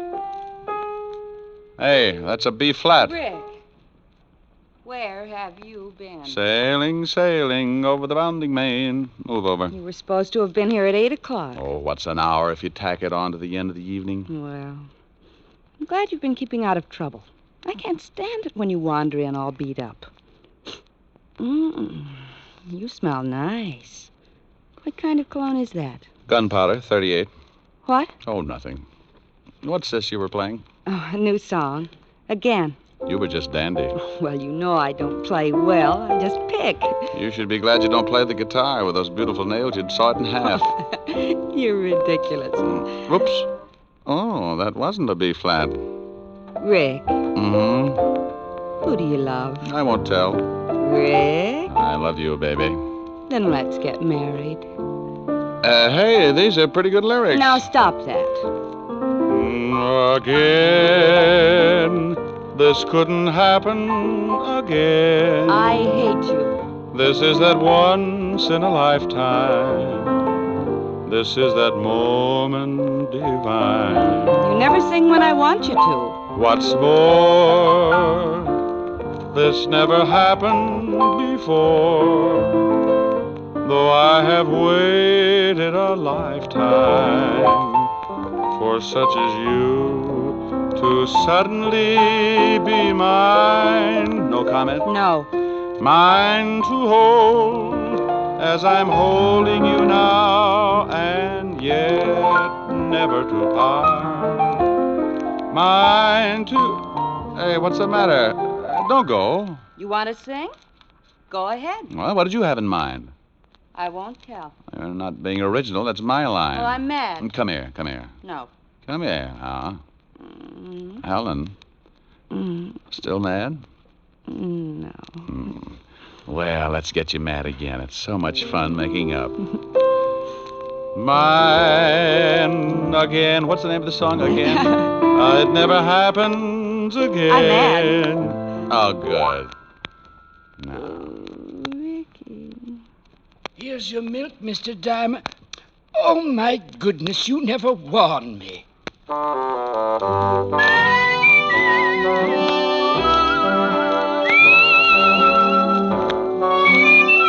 have just heard Richard Diamond, Private Detective, starring Dick Powell. Helen was played by Virginia Gregg, Lieutenant Levinson by Ed Begley. Also in our cast were Wilms Herbert, Tal Avery, Herbert Butterfield, and Jack Petruzzi. Music was under the direction of David Baskerville.